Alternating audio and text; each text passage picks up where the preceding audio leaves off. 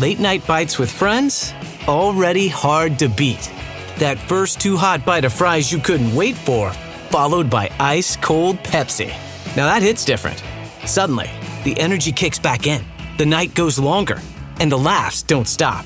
Because Pepsi brings out more flavor, more fun, and more of the moment. Food deserves Pepsi. Grab a Pepsi Zero Sugar today. Warning. This show contains material that some listeners may find troubling, including discussions of intense horror movie themes, explicit language, movie spoilers, and women speaking. Listener discretion is advised.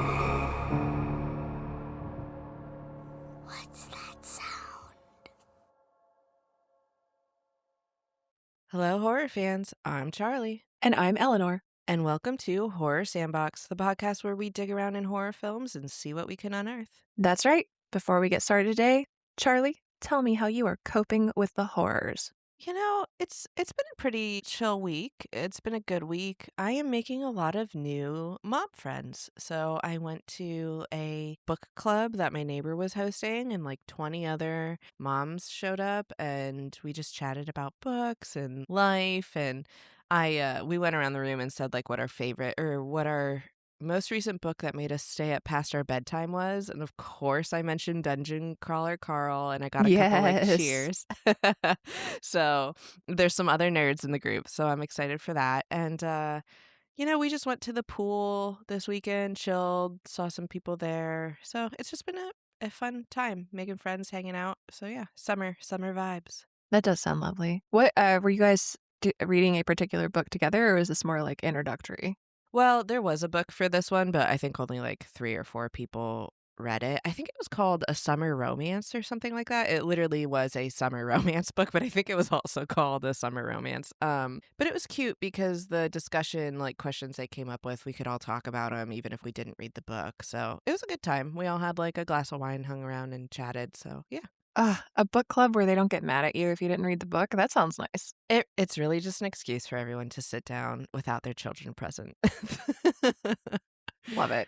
So, but how have you been coping? Tell me. Well, my brother is selling us an old car for my teenager, which is a big step in our household.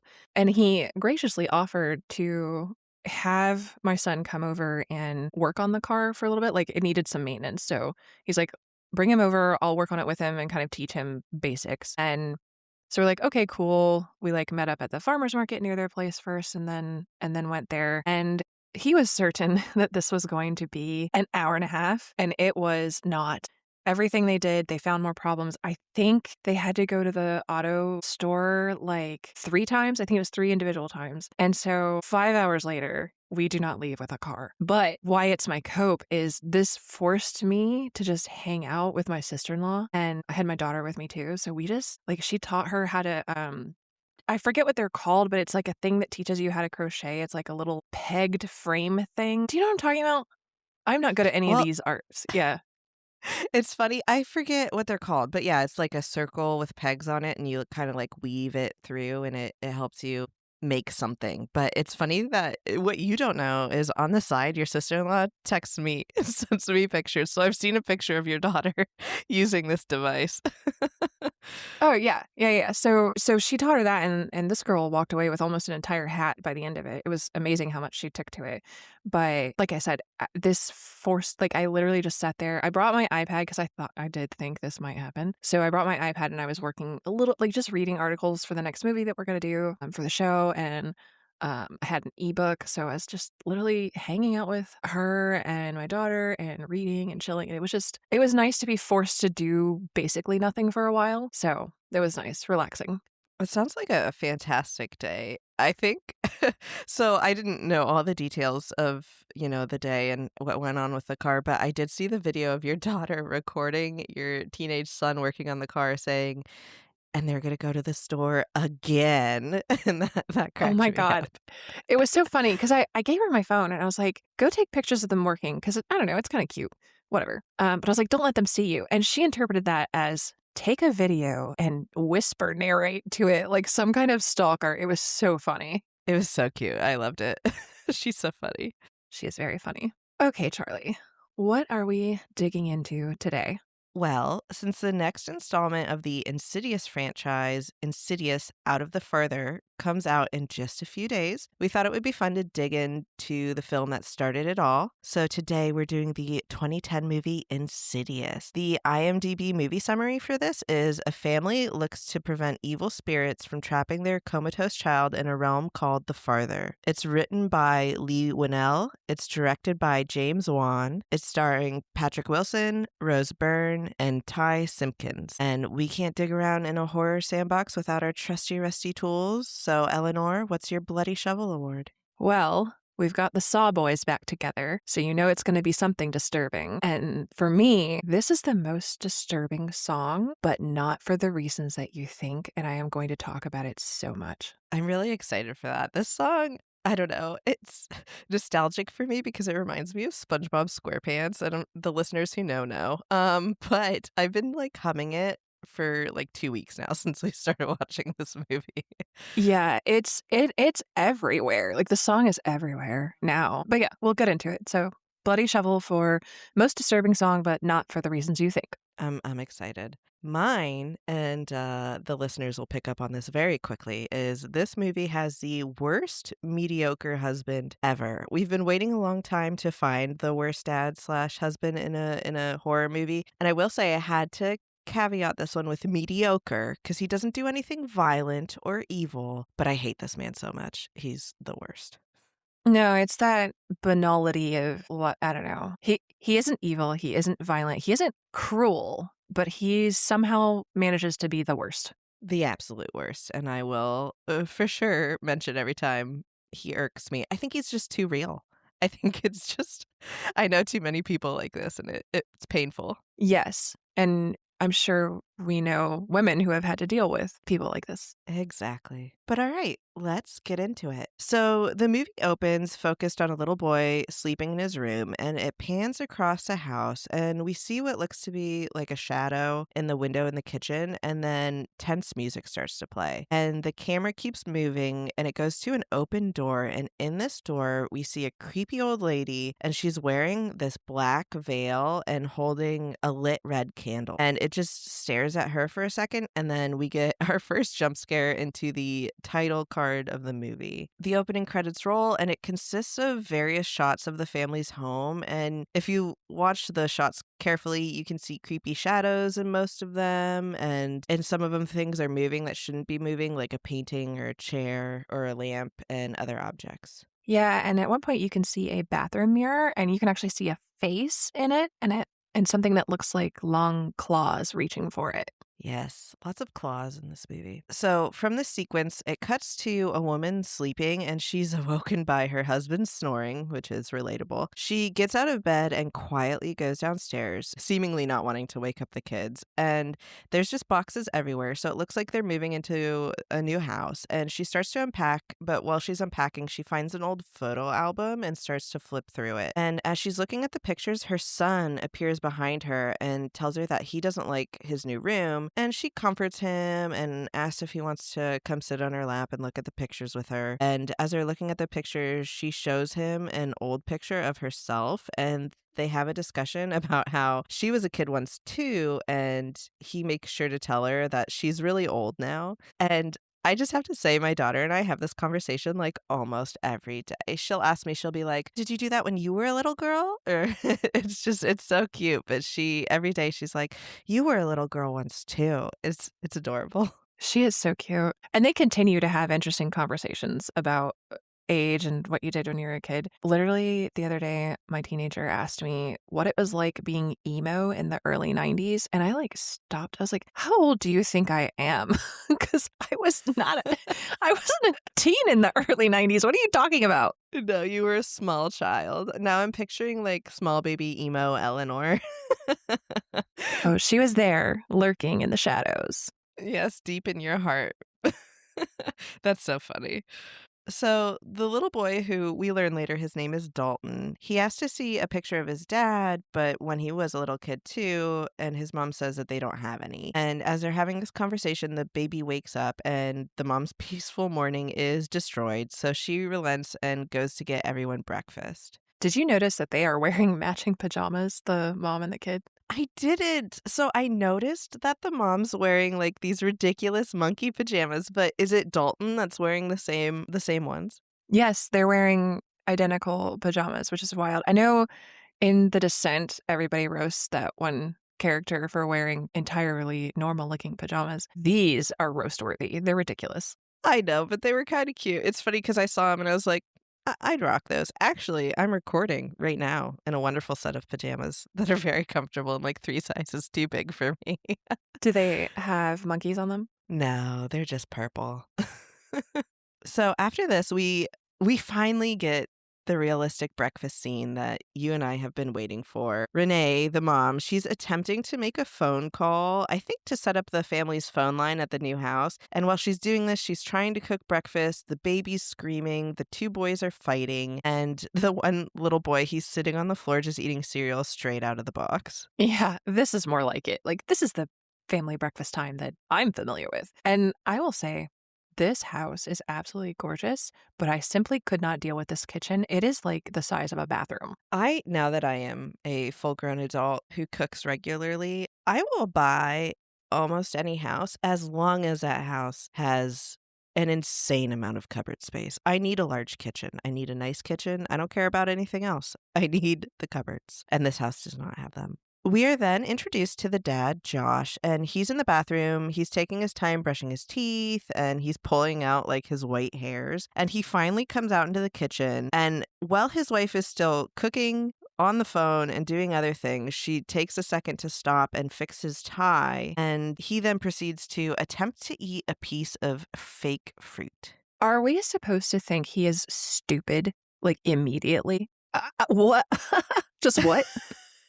So what I picked up from this, and whether it was intentional or not, it's what I got is, so he's trying to be this like helpful guy by being super cheerful, but like it's all fake and he doesn't actually do anything. And what makes it proven that it's so superficial is the fact that he doesn't even know what food in his house is real and what is fake. So that shows us 2 things. 1, he has never paid attention to the decor in the home. And 2, he's never grocery shopped a day in his life. And I don't like this man. Yeah, it was very weird. It's not like he was doing it as a joke, like, haha, I'm going to pretend to eat this fake fruit. Like, he bites into it. He gets all the microplastics. I know. Yeah, maybe the microplastics are what goes to his head. Who knows? But he's just, yeah.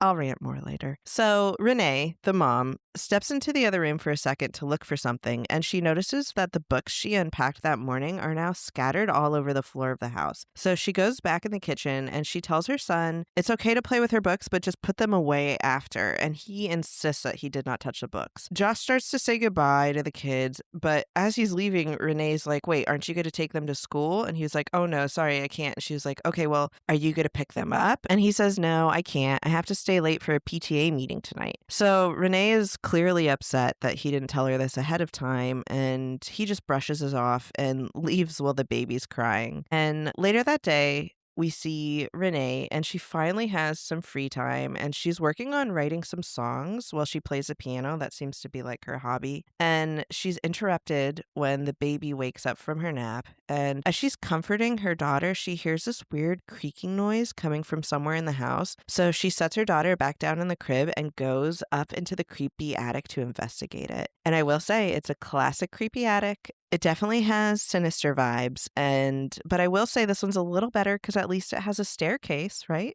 Yeah, easy access to your spooky haunted attic. And I have to say, I personally appreciate that for the most part, this movie leaves the baby alone. I agree with that. The couple scenes where the baby's involved are unsettling for sure, but I am happy that they at least never seem to get touched, so that's nice. So Renee goes up into the attic and she climbs a ladder to reach the light switch, and one of the rungs of the ladder breaks while she does this. And while she's looking around in the attic to see what was making that noise, an old school furnace ignites in the corner, and she just accepts that that must have been what the noise was and then heads back downstairs. Okay, this might seem weird, but I am legit creeped out by this furnace. It's creepy.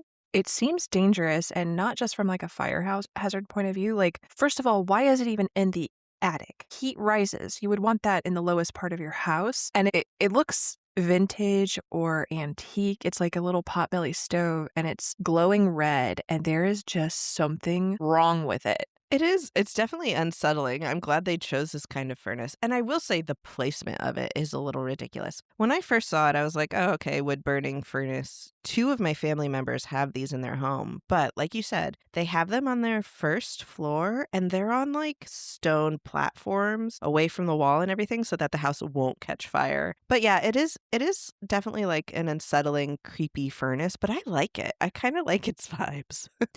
If this was in a living room or something like that, I love it. I would have one in my house. I do think they're cute. I do like the look of a lot of vintage or antique things. That doesn't bother me. But having this shoved up against a wall in this giant attic, it bothers me. I don't know what it is. I reacted to it very strongly. And even when I think about it, I'm like, that's just wrong. Well, I don't know if you know this about yourself, but I have picked up on the fact that you seem to have a pretty large fear of your house burning down. It's true, but it's usually been wildfires that scare me. It's true. It is normally wildfires, but I think this might have tapped into that fear of yours. Yeah, you might be onto something. Ask your Yes. therapist for me. Perfect. I'll write it down this time. It cuts to later that night, and Josh is getting home seemingly very late. Renee is chilling with all the kids downstairs, and it seems like she's unpacked the majority of the house at this point. And when Josh comes home, Renee asks him if he's seen her sheet music anywhere, but it seems that it's vanished. Upstairs, Dalton's playing with some toys, and as he's playing, the door to the attic creaks open, and he goes exploring up into it with a small toy lantern. Would you have done this as a kid? Not only would I have, but I did. My first haunted house, I've mentioned this in previous episodes, the attic was just like this. It was like an unfinished attic. Well, I will say it wasn't even just like this. Part of it had a wooden floor, but part of it just had like that an exposed insulation on the floor. So if you stepped off a beam, you just went straight through the floor. And also, it had a staircase that went up it, but it had no railings on the side. So if you misstepped off the wood beams, you would just fall a floor down back to the stairway. And so it was very dangerous. And my parents obviously did not want us up there, but of course we went up there. I mean, and it was the creepiest attic ever. Like, it had this, who paints a door black? Have you ever seen a black door in a house? Yes, and I think they're gorgeous. But in an older home, that would raise my eyebrows. Right, because like everything else in this house was like white, beige, tan, and then there was just this one black attic door. Anyway, so it was the creepiest attic ever. And in the same way where the one boy falls asleep in this movie and when he rolls over, he can see directly into Dalton's room, all I saw every night long was the door to our attic. So yeah, anyway, all that to say, I absolutely did and would explore an attic like this. Would you? Oh, yes. And unfortunately, I didn't have a cool, spooky attic like that ever growing up. But there was a basement in my church. And because we were little homeschool church kids, we were at this church all the time. Weird hours, times when nobody else is there because our parents were doing church stuff. I don't know. And there was this basement that went down. The stairs were these really old stone stairs, and the floor was dirt, and it was dark, and it was so creepy, and I loved it. This is in the South, so there were rumors about like, oh, this is where the church used to keep people they enslaved, and all these like really dark things. Truthfully, it was probably just a cellar, but yeah, I explored that. And then there was also a house that was being torn down nearby and it was very old. And so when they knocked the walls down, they didn't like empty out all the stuff yet. So my siblings and I went and combed through this house and like took some of the old books and stuff like that. So yeah, 100%. Anytime I could, I'm exploring the spooky spot. Wait, I just got full body chills. How have we never talked about this? My parents volunteered at a church too very often when I was a little kid, so we would be there when no one else was there. And it had a basement like down these spooky stairs. Now, granted, it was a finished basement and it was actually part cafeteria where the grade school would come over and eat. And it had a stage too. But we would go and we would like creep around the back of this stage and like the bathrooms were so creepy. And so we would go down there and like turn the lights off and like we would see spooky things and freak each other out. Oh my gosh, I love that we both have church basement stories. It's so fun. Did you ever say Candyman or Bloody Mary in those spooky bathrooms? This was a Bloody Mary place. Yes, Oh, we I did. love that. Oh man. Let's add this one to our road trip we're gonna do with spooky places. Oh my gosh, yeah, it's still there. Let's do it. I love it. Back to the movie, Dalton climbs the ladder and he does it to turn on the light, but as he's doing it, he falls on the rung that Renee had broken earlier that day. And when he falls, he hits his head on the floor and passes out. He comes to, and as he does, he hears this weird crunching, breaking, cracking noise behind him, and it cuts to downstairs, and we just hear Dalton scream. So the parents run upstairs to check on him, and they like run up, comfort him, ask what's wrong. And Dalton says his leg hurts. And the parents notice that he has this like wound on his forehead. And he says he just scraped it. And when Renee is about to go back downstairs, she notices that her box of sheet music is up in this attic. It cuts back down to Dalton's room and we see some drawings on his wall. And one of those drawings is that of a superhero with a red cape. And Dalton was also wearing a red cape when all of this happened, when he went up into the attic. Yeah, and they highlight this later, but one of the drawings says something like, "Last night I left my body and watched myself sleep, and then I flew away." I totally missed that the first time. I've seen this movie a couple times, but the first time was a long time ago, probably around when it first came out. So this was a recent rewatch for me, and I saw this drawing and I was like, there's definitely something to this, but I don't remember what it is. And so I missed that. It says that, and I caught it later, but yeah, I was like, I bet Eleanor will tell me what the drawing's about. You know me. I do. Renee says that the attic's off limits from now on, and Josh says that Dalton may be a superhero, but he's not indestructible. They tuck Dalton into bed, and then we get the first real shot of the wound on his head. And I don't know about you, but I'm pretty sure if my child fell off a ladder in an attic and had that wound on their head, we'd be spending the night in the ER. Immediately, yes. And what is the one thing you are not supposed to do with somebody hits their head? Put them to bed. Let them sleep. Yeah. I know.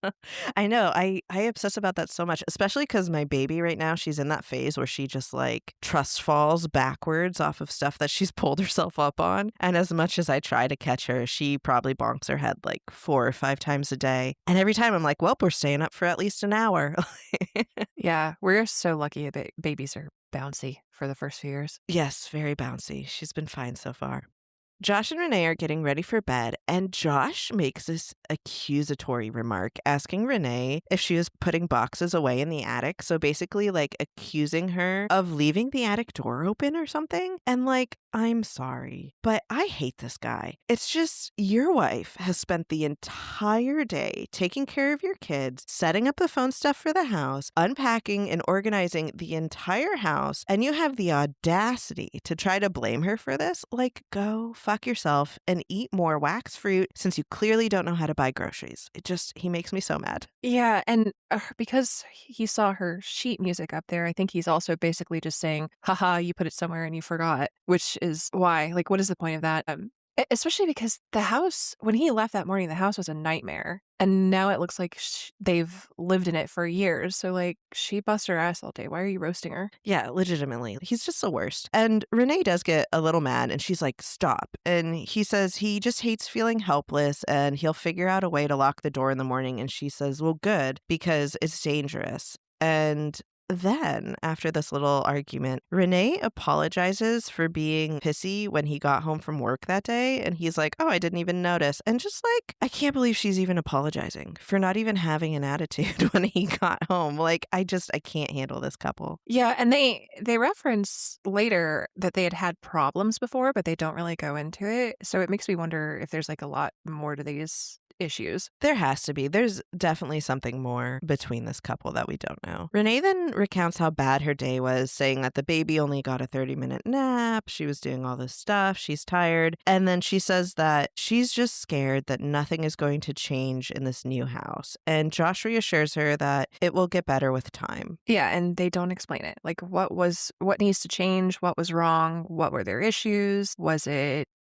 marital, like were they having problems or what? Like they just don't tell you. Yeah, they don't tell us. I assume that they were having some kind of marital issues, but besides that, we have no idea. But yeah, it could have been a traumatic event that they didn't handle well. Who knows? But we definitely don't find out in this movie. Maybe we do in other ones. I don't remember. There's so many at this point. Yeah, I don't remember if this gets unpacked in later movies. Maybe we find out he was astral projecting into a teaching assistant or something. Oh my gosh, that's so funny. Renee then goes on to thank him for allowing her to have time to work on her music, and she says she has a couple good songs that she's excited about, and then asks him which one is his favorite, and he can't answer because he's the worst and doesn't know any of her songs. So instead of answering the question, he makes up a joke about how one of his songs should be about him because obviously he thinks everything should be about him. And she jokes and she's like, they're all about you. And then they kind of do this like little playful back and forth, but he starts getting loud and you can tell she's legitimately worried at this point that he's going to wake the baby up. So she kisses him to get him to shut the fuck up. And it makes me so mad that she thanks him for giving her time to work on her music. Like, I get it. She's a stay-at-home mom, and a lot of people think that the stay-at-home mom life is easy, but I'm here to tell you it is not. I have briefed 4-star generals. I have written 100-page documents that go to Congress for funding. I've been in charge of literal billion-dollar construction portfolios. And most days, I think being a stay-at-home mom is harder than my old job was. Granted, I like it a lot more. It's way more rewarding, but it is exhausting. And a stay-at-home mom, you need time to yourself. Like if you don't have your hobbies and, these little bits of time, you just lose yourself completely and you just can't survive. So like moms aren't machines. We can't work 24/7. Kids are cute, but you can't live just for your kids. So she shouldn't have to thank him for just an hour to work on her music. It makes me so mad. Gee, I wonder if this movie was written by a man or men. 2 of them. Yes. Anyway, it cuts to nighttime and everyone is peacefully asleep in their beds, though I will say they were clearly not briefed on what safe sleep for a baby is, and that bothered me, but I digress. And it zooms past Dalton asleep in his bed, and it shows the trees blowing outside of his window and ominous music playing. It's then the next morning, and Renee is in the kitchen cooking the kids breakfast, but Dalton isn't awake yet. Renee asks Josh to go wake him up, and Josh heads back upstairs, and he tries to wake Dalton up a few times, but Dalton doesn't respond. Josh starts to get more serious and really tries to move Dalton and wake him up, but Dalton just doesn't move. So Josh freaks out, and then it cuts to them all in the hospital. Renee and Josh are speaking with a doctor who tells them that there's no damage to his brain, but also he has no sleep-wake cycles and isn't reacting to any stimuli. However, his scans are normal, but he's in some form of a coma regardless, and the doctor mentions that he's never seen anything like this. But that can't be totally true. Like, there has to be something like this that exists in the real world, right? Like, this has to have happened to someone else? Everything I've read about them says that they have known causes. So I think if this were to happen in real life, the assumption would be that head injury is somehow more serious than we thought, and maybe our scans aren't picking it up, but maybe we need to do other tests because you simply do not fall into a coma for zero reason. And if someone is in a coma for more than several weeks, they usually enter something called an unresponsive wakefulness or persistent vegetative state. So for him to be in this condition for months, as we'll see, is very unusual. Interesting. Comas are freaky. They are. And I think this is what is supposed to tell us that it's a supernatural thing that's happening here, because there is no cause that the doctors can identify. Yeah, that makes sense. So Renee and Josh ask the doctor what to do next, and the doctor says that they'll keep him here for a couple days and do more testing, and hopefully with time he'll just wake up because it's only been a day. But then the doctor suddenly paged away, and Renee and Josh are left there with their son. It cuts to 3 months later, and Dalton is back in the house but still in a coma. There's a nurse there, and she's showing Renee how to insert a feeding tube, and of course Josh isn't there with her to learn how to also do this. It's all on Renee. Yeah, if my kid was coming back from the hospital, I would sure as shit be home. Yeah, my significant other would be glued to the kid's side. Like, there's just no way. I hate Josh. Renee is obviously sad and completely out of it, and she tries to go downstairs and play some music, but she just can't make herself do it. And while she's sitting there in silence, she starts to hear this weird noise over the baby monitor, and it's a voice. It says, "There's nothing you can do," followed by more whispering. And she takes a monitor with her to the bottom of the stairs near the baby's room and listens longer. And she can hear a voice saying, "Give me it. Give me it. I want it." And then it screams, "Now." And the baby starts to cry. And I already told this story. I told it in our Q&A episode that we did a while back. But I have had this happen to me. It was so freaking scary. And it was just like this. Granted, there wasn't a clear scream on the end of the baby monitor, but I was babysitting with my ghost cousin who talks to the dead anyway. And I was downstairs. The baby was upstairs. And it's funny because there was even a hanging curtain in the room upstairs. So it was like this really dark room with a hanging curtain and a baby in a crib. And over the baby monitor, I hear a voice and I hear like talking. I couldn't make it out, but I was like, that's creepy. And at first I was like rational, like it's probably just picking up interference, blah, blah, blah, blah, blah. And then the baby starts blood curdling screaming. And I was like, oh shit. I was like, what do I do? Do I go up? Do I preserve myself? What do I do? And I just like, I sprinted up the stairs. I grabbed the baby as fast as I could. I ran back downstairs and then I called my mom crying. And so, yeah. And I know that those things are not exactly secure crypto radios, and people have hacked them before, and they've done pranks just like this, but I don't care. If this happened, I would be in a hotel that night with all of my babies. Here's the thing. Your baby monitor being hacked is somehow more creepier than a ghost doing it. So, yes, I would also be in a hotel because that means someone was watching and or listening to my baby and just, no, we're out. See you later. Yeah, this didn't happen to me, but I had a friend, and I don't know if they were making this up, but they told me that their baby monitor that they had for their sibling, they were in the baby's room one night, and then they just heard somebody whispering and going, "Someone's at the door." And it was not their family members doing it. So somebody had interfered with it, apparently. Fuck that. Oh, I know. That's creepy. And it is creepy for Renee, too, because she sprints up the stairs and she grabs the baby, but she doesn't see anyone in the room. So she takes a second to check behind the door and in the closet, but still there's no one there. It cuts to later that night, and she's putting Foster to bed when she notices an award he got in his backpack. And she says it's amazing, and she's going to show it to his dad. And then she goes to leave, but as she's leaving, Foster says that he's scared of Dalton. He then asks if he can change rooms because he doesn't like when Dalton walks around at night. Renee asks no follow-up questions and also doesn't let Foster switch rooms. Yeah, WTF, Renee. Like, I would have had several follow-up questions. I know Josh sucks, but I think Renee has some improvement she could do as well. Oh, yeah, I mean, that's true. But at least she cares. But yes, there's some improvements Renee could make as well. Later that night, we see Foster laying in bed, and he's looking into Dalton's room from his bed. Yeah, the setup is like the Jack and Jill bathroom setup where you share a bathroom between two bedrooms. So Foster and Dalton are basically in light of sight with each other. So Foster, when he opens his eyes, is looking right at his comatose brother. And you can hear Dalton's heart rate monitor beeping loudly, like it's an ICU room. So it's no wonder that Foster can't sleep. I would not do this to my kid. Yeah, it's not a pleasant scene for him. And I could not sleep with that beeping. I can't sleep if there's like the littlest noises. So even without the creepiness factor, the noise alone is probably a lot for him.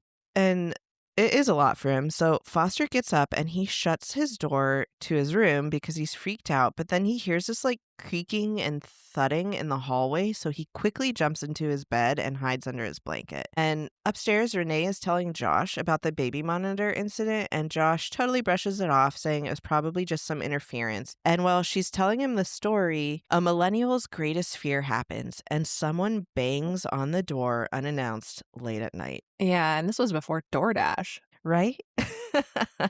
So Josh gets out of bed to go check on the door and he tells Renee to stay in the room. He goes downstairs and he tries to turn on the porch light, but the light bulb's burnt out and it doesn't work. He grabs a flashlight and tries to look out the window the same way that the girl in Suspiria did with the lamp.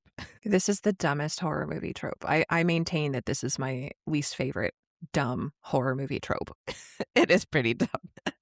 But he doesn't see anything out there, so he opens the door and looks outside, and there's no one there, so he shuts the door, bolts it shut, and then turns on the house alarm. Upstairs, the baby starts crying again, so Renee goes to get her, and when she does, she sees a man standing over Callie's crib. Callie is the name of the baby. Renee screams and calls for Josh, and he comes rushing in, but there's no one there. And then all of a sudden, the house alarm starts going off, so he tells Renee to take Callie and Foster into Dalton's room, and then he goes downstairs, and the front door is wide open, and the chain is just blowing in the wind, and he turns the house alarm off, but he leaves the door open like an idiot. And he does at least start to turn on all the lights in the house. I'll give him credit for that. And then he grabs a poker from the fireplace for a weapon and starts to basically check all the rooms and clear the house. But as he does this, the house alarm goes off again. So he finally goes to the front door and he shuts it. And then the scene just kind of suddenly ends here, and like seemingly no one called the cops, which like why would you not call the cops? Yeah, and I know that first act horror movie cops are incapable of being useful. It's like written into their contracts. But it did surprise me that they didn't even call. You've got that baby monitor, you've got somebody knocking, you thought you saw somebody in the baby's room, the alarm's going off multiple times. Just nope, nope, nope, nope, nopity, nope. Yeah, at the very least I would be staying somewhere else at night, because I would be for sure that the second we fall asleep, someone's going to come out and murder us. It's just way too creepy. It does track for these parents, right? Like your kid falls and hits their head. You don't take them to the hospital. Your one kid says that he can hear Dalton walking around at night when he shouldn't be able to do that. No follow-up questions. I'm going to leave the room now. And now you think somebody may have been in your home. Let's not call the cops. Let's not do anything. Let's just go to bed. They're nuts. They are nuts. Maybe they're just so exhausted. They're just not thinking rationally at all. If this is happening in this house and they're acting like it's normal, what the hell was going on before that they keep referencing? Like, it had to be insane. That's so true. It cuts to Josh the next day, and he's teaching at school while the bell rings, and all the kids get up to leave. I watched this movie with my husband for the first watch when I was doing the notes, and right when we got to this scene, he yells, he's like, "There's a jigsaw drawing. Ha! I beat you to your chalkboard game." And you know what? It's cute to know that he actually listens to the show. What I loved about this is that you texted me and said, or no, I don't even think you texted me. I think it was in the notes. You wrote, "I beat you to the chalkboard thing. There's a jigsaw on it." And then you texted me about this. And I was like, "Well, did you notice the names before this?" And you were like, "No, what names?" And I said, "Well, right before you see the jigsaw drawing on the chalkboard, there's a bunch of names on it. And one of them is James Wan, one of the directors and writers for this." Oh my God. I once again am humiliated by a chalkboard in this movie, and you both beat me. At least we're all looking now, right? But I'm still the winner. Yes, we're all looking. Josh calls Renee and he leaves a voicemail with some lame excuse about why he has to stay late at school and that he'll be home as soon as he can. And he just sits there and he closes his eyes for a second and kind of like rubs his nose in his eyes. And while he's doing this, he sees a flashback of the little boy from the opening scene in this movie sleeping. It's then the next morning and Renee is talking to the at-home nurse to see if Dalton has responded to any of the tests, but the nurse says that he hasn't and to just give him a little bit more time. Renee says that he's not in a coma and they don't know what's wrong with him or what to call it, and they've just given up on him. I think he would be getting visited by a top neurologist. Like if this was really happening to a kid, if there was a real case like this, I think he would get a lot of medical attention. That's true. Yeah, I don't know what they would do in this situation, but yeah, they would probably do a little bit more than just occasionally sending an at-home nurse to go check on him. Maybe that does happen and we just don't see it, but yeah. Especially kids, they do get a lot of attention. The nurse goes to change the sheets after this, but Renee says she'll do it, and the nurse leaves. And as she's changing the sheets, she notices some blood by Dalton's foot. And when she pulls the bedsheet out, that blood is in the perfect form of a handprint. And these parents, once again, are just so casual about all of this supernatural shit. It's wild. It's true. She just like kind of stares at it and then that's it. While this is happening, Josh is at school late again and he does pick up his phone and he listens to a voicemail from Renee asking where he is and saying that she needs him to come home now. And she clearly doesn't do this often, so he rushes home, and when he gets home, she's sitting out on the front step and says it's 10:30 and he's been coming home late every single night. She mentions how he never used to do this and he tries to say he has to do it now to pay his son's medical bills, which is like such a bullshit excuse. Like, you are a teacher. You're not getting paid more to stay late. Yeah, which teacher union are you in, my guy? Like, they need to adjust their hours. This is insane. Yeah, for real. So Renee says that she's so scared, and Josh says that he's scared too. And she says, no, you don't get it. I'm scared for Dalton, and I'm scared of this house. She says there's something wrong with the house, and Josh kind of sarcastically asks if she thinks the house is haunted. And she's like, yes, of course it's haunted. She says things randomly move around the house. She can feel eyes on her all the time, and it's definitely haunted. She then asks him where he is and says he's not here with her. And he says he was just grading papers. And she says, no, you're not here with me mentally in this situation. And she accuses him of avoiding stressful situations. And he says he's not avoiding stressful situations. He's just dealing with it in his own way, at which I roll. And she gets fed up and says, fine, then deal with this, and throws the bloody sheet from earlier at him. Again, they very clearly have some deeply unresolved issues. They do, but her being far too passive about his mediocre whatever is part of the issue. She needs to be more aggressive. Yeah, and she constantly seems to ask him for permission to do things too, in a way, which I didn't like. Yeah, I don't like that either. So Josh goes to sleep on the couch after this little argument, and while he's sleeping, he sees that same vision of a little boy in his bed from the intro of this movie. And then we get a shot of a long red hallway with a bunch of red burning candles on the wall. And then we're back in Dalton's room looking out his window, and that crunching noise happens as we see handprints form on the window. Renee wakes up screaming in her bed, but her scream sounds kind of echoey and weird, and she rubs her eyes and we see a shadow pacing outside of her window. And she looks over and sees it and calls for Josh, but he's still downstairs sleeping. And we get this really cool shot. So that man, he's angrily pacing back and forth in front of the window, and then suddenly he's pacing inside of the house, so inside of her room. And then he stops and looks at her and then attacks her, and she lets out this scream while he does. And I will say, I paused the movie here because was that Johnny Depp? I had to Google it.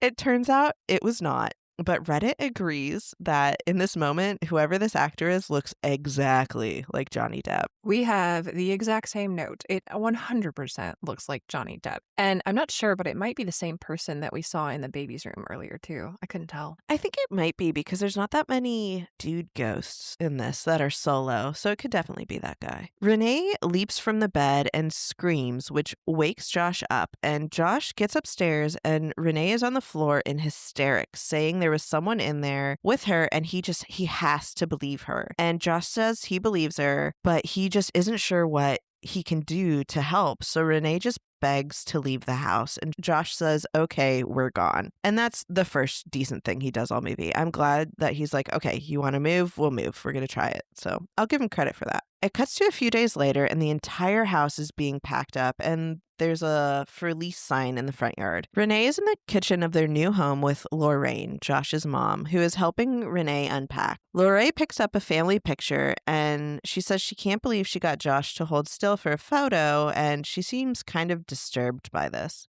My question is, where was Lorraine in the other house? Like, she needed help then, too. That's true. I wonder if maybe they were trying to be like, okay, we can handle this. We'll do this before we call in help. But I am glad that she does eventually show up to help, at least, because she's definitely needed. Renee keeps apologizing, and she says things like she feels terrible for making her family do this again, and Josh must think she's crazy. And Lorraine, she's actually very sweet. She takes a moment to tell Renee that nobody knows what she's going through right now, and whatever she has to do to get through it, just do it. And she doesn't have to apologize for anything. And I will say this makes her a cool mom in my book. So Renee puts on some music and she walks down the hall into Foster's new room and cleans it up a bit. Foster has an entire full-size stop sign, like a street sign, on the floor in his room. Like, is he a klepto? This is such a random thing for an 8-year-old to have in their bedroom.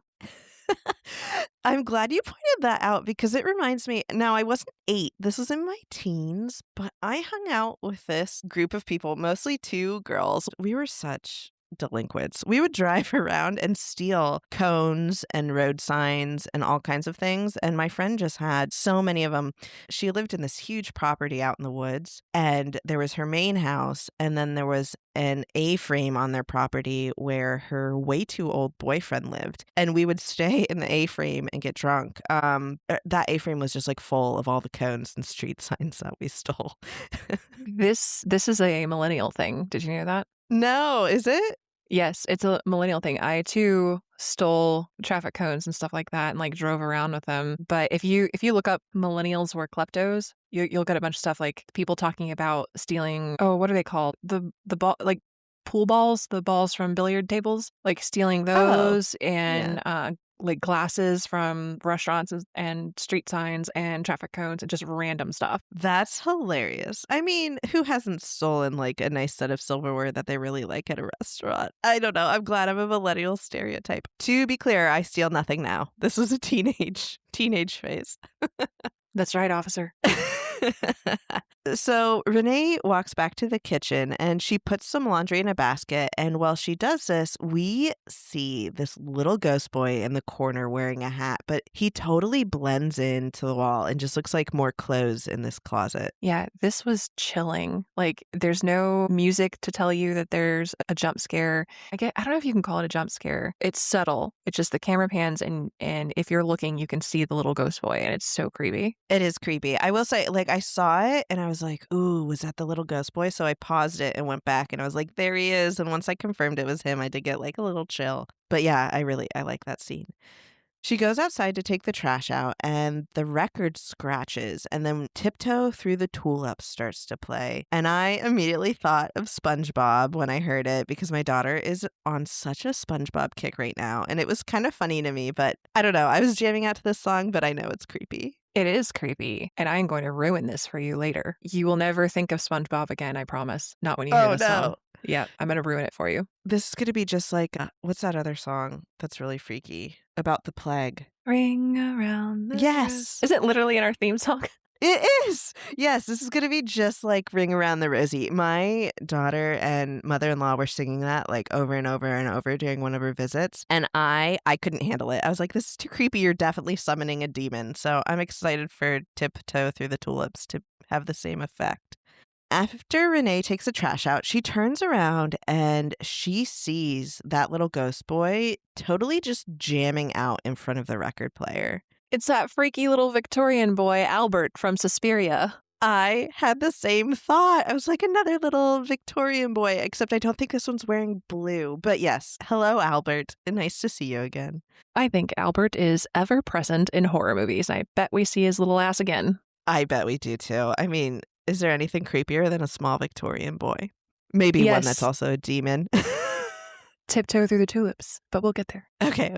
Renee walks and she looks in the next window over, but she doesn't see anyone there this time. So she sprints into the house, and when she does, the music stops, but the door to the kitchen closes. And then we see the little boy creepily run around the background and down the hallway giggling.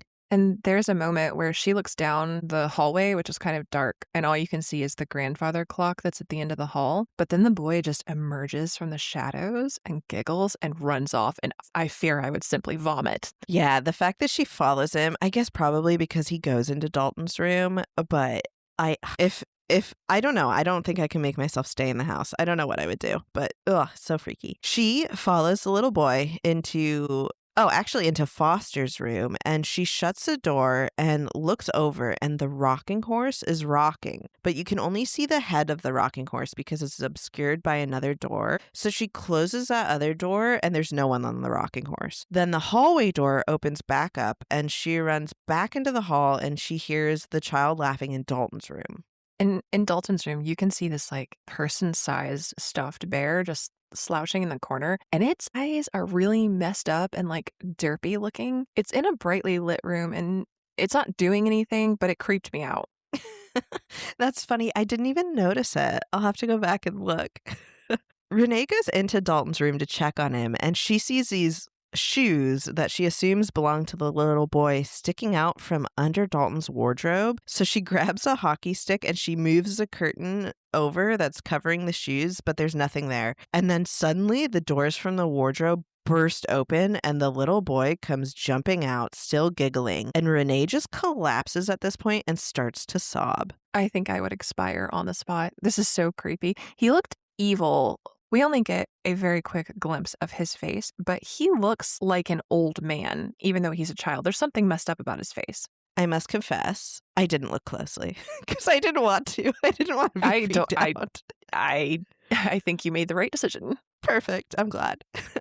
Maybe I'll go back and find a still of it though. But in this moment, I was like, you know what? I'm just going to take the jump scare to the chin, but I'm not going to pay close attention. So Josh comes home later and Renee is sitting there with a priest who is saying her faith can help. And Josh immediately makes a joke about a guy coming home to his wife with a priest, and they all just kind of ignore him. And Renee introduces the priest to Josh. Yeah, this was kind of gross. And you know me, I can be very crass, and I too would not want to be surprised in my own home by some religious people, but I don't think I would walk in the door and be like, hey, are you fucking my wife? Like before they even introduce me. No, this joke that Josh makes, I get it, but this is a joke I would make later that night to my significant other while we're like, reminiscing about the day, not in the moment. Yes. Not to their face.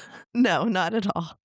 Lorraine steps out from the other room while this is happening with a tray of tea, and the priest leaves and tells them to have a good day. Renee sits down with Josh and tells him that whatever was in the other house with them followed them here, and that she saw a little boy today. And she followed it into Dalton's room, but it turned out not to be a child. It was something else. And Josh starts to make fun of Renee for bringing a priest into this because she doesn't go to church. But at this point, Renee and her children have been literally attacked by multiple ghosts, and moving didn't help. So, I'm not that religious, but I would certainly try a priest at this point. Oh, yeah. I'm making phone calls. I'm lining up everyone. I'm like, the priest is at 10 o'clock. The imam is at 12 o'clock. The rabbi is at 4 o'clock. We are going to figure this out. Right. Bring everyone in here to cleanse this house until this thing is gone. Actually, I've had family members do that. There was my one family, she was hearing footsteps run up and down her basement, and not too much else. Yes.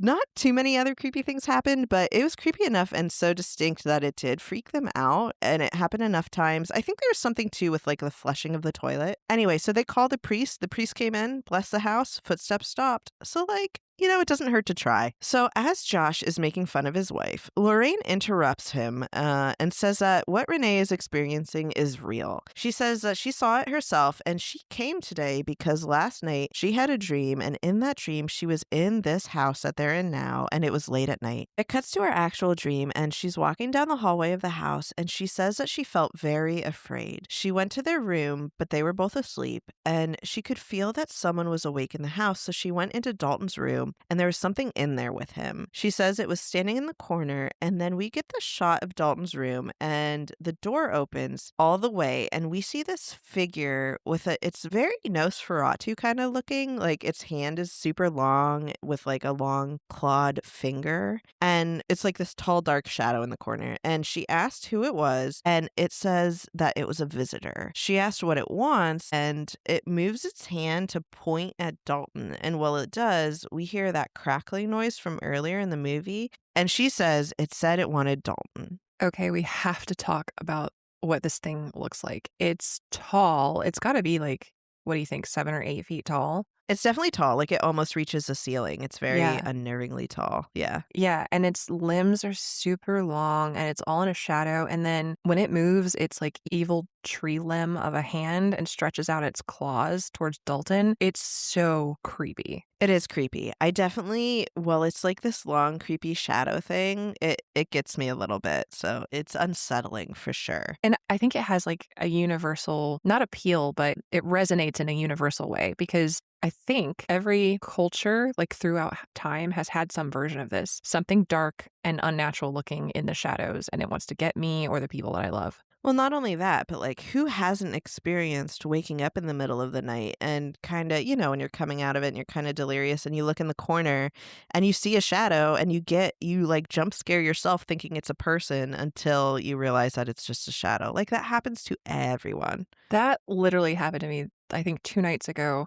I have a little couch in my bedroom, and I also have pillows that have skulls on them. And I also have one of those plug-in blue light bug catcher thingies. That is the technical term. Leave me alone. And all of those things combined all at once and resulted in me standing up, walking to the bathroom, and out of the corner of my eye, I thought there was a person sitting on my couch. But no, it was just the pillows, and the skull pillow had propped itself up in a certain way that made it look like a person. Oh my gosh. Did you just give up on sleep that night and like go downstairs? No, I just laughed at myself a little bit. Oh, good. Oh man, I don't know. It would have taken me a minute to calm down from that.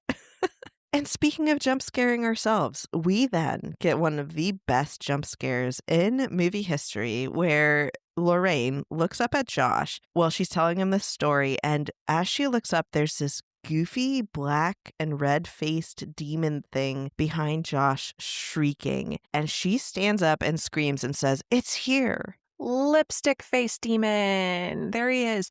Okay. This scared the shit out of me the first time I saw it. It is an incredible jump scare, and I agree. I think it's one of the best ones that we have in any horror movie. And honestly, even pausing it and staring at it, I still think it's really creepy. Like, the fact that you can tell it's a guy in makeup somehow does not make it less creepy. I think it's even more creepy that way. And the pop scare is perfectly executed, and the way Lipstick Face Demon's mouth opens slowly in this like wordless like shriek or laugh, just shivers. I know. It is really good. This jump scare gets me. It gets a lot of people. And I do clown on Lipstick Demon's design a little later in this, but I will say the intense solid color is just so shocking in this moment that it really gets you. And I will say I went back and I looked at the still from this scene, and right now you really only see half of the demon's face because the other half is obscured by Josh. So you don't see that bald spot in the middle of his hair. So he kind of just looks like a scruffy emo haircut. He has this one earring, and I don't know exactly why, but that earring and hair and the facial expression kind of reminded me of this loser kid I dated for a short time when I was a teen. Oh my God. Charlie dated the lipstick face demon from Insidious. That is Lord. That is canon. That is what I'm telling everyone. Oh my gosh, no. He didn't paint his face. He had a normal face, but I don't know. I don't know if it's the nose and the earring and the hair or what, but just something about it reminded me of him. And he would be super offended, but this person is no longer in my life, but it's just so funny. From now on, I'm not going to refer to him as lipstick face demon. I'm going to refer to him as Charlie's ex-boyfriend. Oh my God. You did this to yourself. I did. I shouldn't have done it. They hear thudding in Dalton's room after this, and they run down the hall, but the door's locked, and Josh knocks the door down, and the room is just torn to shreds. Papers are blowing everywhere, the sheets are torn up with a bloody handprint, and Dalton's just laying stiff as a board on the floor. They go to check on him, and Renee starts screaming at Josh to please help him, please. And Lorraine looks on in horror and says she knows someone who can help if they're willing to ask. And she is just now bringing this up. Come on, Grandma. It's true. I mean, we learn later why she held on to this info as long as possible. She is trying to protect Josh as well. But yeah, she probably should have mentioned it before. And on a funny note, I have to say, have you ever heard of Mateo Lane? Do you know who that is? He's like a podcaster, TikTok guy. No, I know the video you're about to mention because you sent it to me. It's hilarious, but I had never heard of him before you sent me that. Yeah, so there's a I think he got famous on TikTok. His name's Mateo Lane, and he does this podcast with like his best friend Nick Smith, and they watch this scene that we just described in this video, and it is so freaking funny. Nick Smith, he's very dramatic. He's this tall, skinny man that has like this Squidward-esque voice, and he's just so funny. Mateo makes fun of him for it too, so it's not just me. And he's reacting to the scene, and the funniest part of it is that the whole time he's screaming and clapping and being nervous, but he's like, why does Lorraine have a whole tea set without a cup? She has a full teapot, no cup. Where's the cup? And it made me laugh so hard. So if you're curious, go find this video. It's so funny. It is very funny. And a strange decision to bring just a teapot. Yes, no cups, just a teapot. Later, two men enter the house, and we learn that they are named Specs, and Specs is Lee Winnell, aka Adam from the Saw movies, aka the director of this movie. And the other man is Tucker, and the two are in Josh and Renee's home. And they look like Mormon Ghostbusters. They're so cute. I love them so much. And they say that their boss, Elise, sent them ahead to do some preliminary testing. And there's a funny moment here where Tucker, he's eating a Hot Pocket and he pauses for a moment and says, helps weed out the nut jobs. And everyone just kind of stares at him. It's so funny. I love these two. At one point, one of them looks at Josh is like, you must be Josh. And then he's like, that wasn't me being psychic. Elise already told me your name. And he's like so serious. I loved it. And we could spend half of this episode talking about how this movie is basically Poltergeist, to include the medium, her sidekicks, all that. But I don't care. I love these little Mormon-looking Ghostbusters. They're passive-aggressive with each other. They're so funny, and they're just my favorite. They are so funny. I was trying to summarize the dialogue as best as possible in this movie and not to like get into it, but every time they say a joke, I would like write it word for word. I was like, I just love these two. But yes, this movie there's so much poltergeist in this movie. As like the child being lost, the spirits being attracted, the medium and her two sidekicks. It's definitely poltergeist, but that's okay. It's well done. So these two, they start to set up their ghost hunting equipment and they start testing the house for electromagnetic frequencies. And right after they start, Specs gasps and everyone looks at him and he's excited because he just found a Star Wars action figure in one of the boxes that they have. Okay, not to be that guy, but he says it's an action figure from Starfleet. And if it's from Starfleet, that has to be Star Trek and not Star Wars. And Charlie, I'm sorry, I just don't want to piss off the Trekkies this early in the podcast. We will not survive. That's fair. That's fair. I appreciate the correction because I've seen Star Wars. I've dabbled. I've literally seen zero Star Trek. Sorry. Oh my God, I love Star Trek. Do you? Oh yes, I love Star Trek. I can't sit here and quote like, oh, an episode, whatever, blah, blah, blah. But I would not want to call myself a Trekkie just because I don't know like the lore probably as much as someone who truly is a Trekkie does. But I love Star Trek. I'm a Next Generation girl. Like that's my Star Trek and I love it. Wait, but I thought you were like me and couldn't do sci-fi. Is this an exception to the rule? Well, I can't do sci-fi. I guess I'm particular about sci-fi. It's not the genre I reach for first, but I love the Next Generation series. Actually, with which pregnancy was this? I think it was my last one. I went back and watched all of them, like the Next Generation series. That's crazy. Well, in my vast free time, I'll have to I know, right? And there are, I don't know, that show was on for a very long time, so it's not like you catch up on a long weekend or something. No, it would take some time. Maybe one day. Yeah, but Captain Jean-Luc Picard will forever be my Star Trek captain. Oh, okay. All right. I don't know what that means, but maybe one day I will. It means I like Patrick Stewart more than I like William Shatner. Fair. I mean, again, not seen it, but just off those two actors alone, I'll give you that one.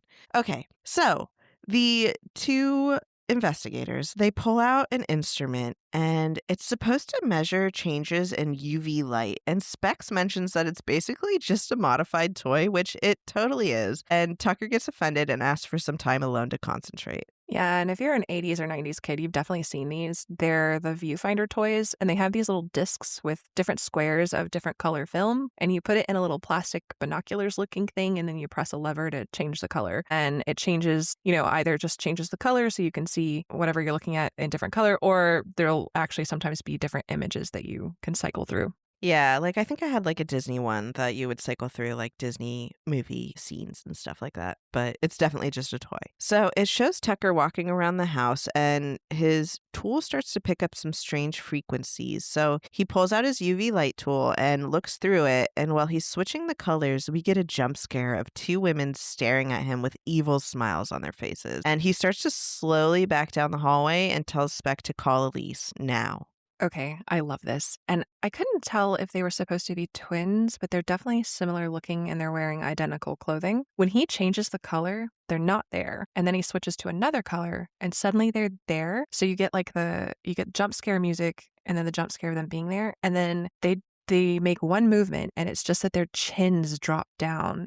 Like they don't smile, but their chins just drop. And that's how they do this really weird smile. And they both do it in sync and it's uncanny and I loved it. Yeah, they're definitely one of the creepier. Well, I don't know. All of the ghosts are really creepy in this movie. They do a good job with them. And I couldn't tell if they were twins or sisters, but they're definitely related somehow. Elise shows up a bit later, and she's a sweet little giggly old lady who seems very kind. Josh introduces himself, and Elise says, "I know, you've grown since I last saw you." And he says her mother and her have been friends for a very long time. Tucker briefs Elise that there were no significant findings in the house besides the one ghost that he saw, and Elise asks about the previous house, and Specs and Tucker kind of stumble over each other, arguing about who's going to go take care of that and when, because they didn't go test the other house before calling Elise. And Elise cuts them off and says, "I don't think bad wiring is a problem here." And she asks to walk through the house and confirms that all the kids except Dalton are out of the house. And she tells Specs to grab his sketchbook and follow them. Specs explains to Renee that Elise tells him what she sees and he draws it in his sketchbook. So they go into Dalton's room and she tells them to leave the lights off. And she starts to talk to Dalton sweetly. And as she does, she hears that creaking, crackling noise from the demon monster. And she looks up at the ceiling in the corner and she starts to get very freaked out. And she starts to describe it. She says, blood red face, black arms, black legs, black body, and long fingernails. And she's just continues to whisper the description to Specs. She says it has hooves for feet and long spidery fingernails. And Renee, she keeps asking, like, what is it? Where is it? What's going on? And then she gets fed up with what's happening and grabs the sketchbook from Specs. And we see the drawing of the black shadow monster thing in there. Renee runs to turn on the light to also see it, but there's nothing there. Elisa gets super serious and she says she can't waste time easing them into what she's about to tell them. She says that their son isn't in a coma from falling off the ladder, and that didn't cause this. She says his physical body is here, but his spiritual body is not. And the reason the disturbances followed them to the new house is because Dalton is the one who is haunted, not the house. Renee asks for clarification, and Elise asks if they've ever heard of astral projection. Elise says she calls them travelers, and they're people with the ability to leave their physical body and travel to different places in astral form. She says Dalton has been astral projecting in his sleep for a long time since he was very young, and he's not afraid because he thinks that they're just dreams. And because of this, he's traveled too far and has become lost in a place that she calls the farther. And while she is saying all this, we see Josh's face kind of getting weird at this part, so I think he's starting to remember some of this.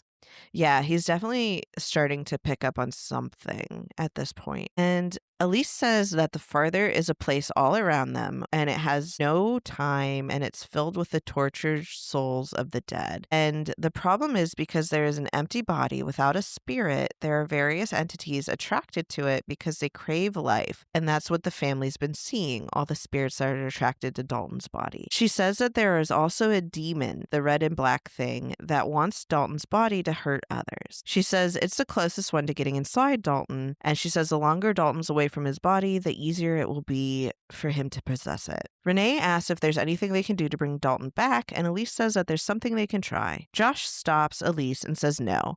He can't have someone come into their home and tell them that their son is in a coma because his soul has floated into another dimension, and Renee is upset that he won't even consider it. Josh is a total asshole as usual. And he says that they only brought Elise here to make Renee feel better and that he's listened to the Dog and Pony show long enough, but he's had it. Him and Renee get into a fight and Renee screams that Josh doesn't believe her and starts to cry. Josh responds that he moved houses for her. Of course he believes her. He then says that Elise is exploiting them by coming into their home, which has a seriously ill child, and making a connection between him and the images that his wife has been seeing. Elise says, "Thank you for your hospitality," and leaves. And as she's leaving, she says, "Good luck on the way out." Okay, so I think if they hadn't already experienced everything that they did to this point, his reaction is completely rational because there are grifters who prey on the desperate. Like, that's just true. But he saw the bloody sheets and all the suspicious things happening around him in the house. So I don't know. I think his character is resisting this because of what we are about to learn about him.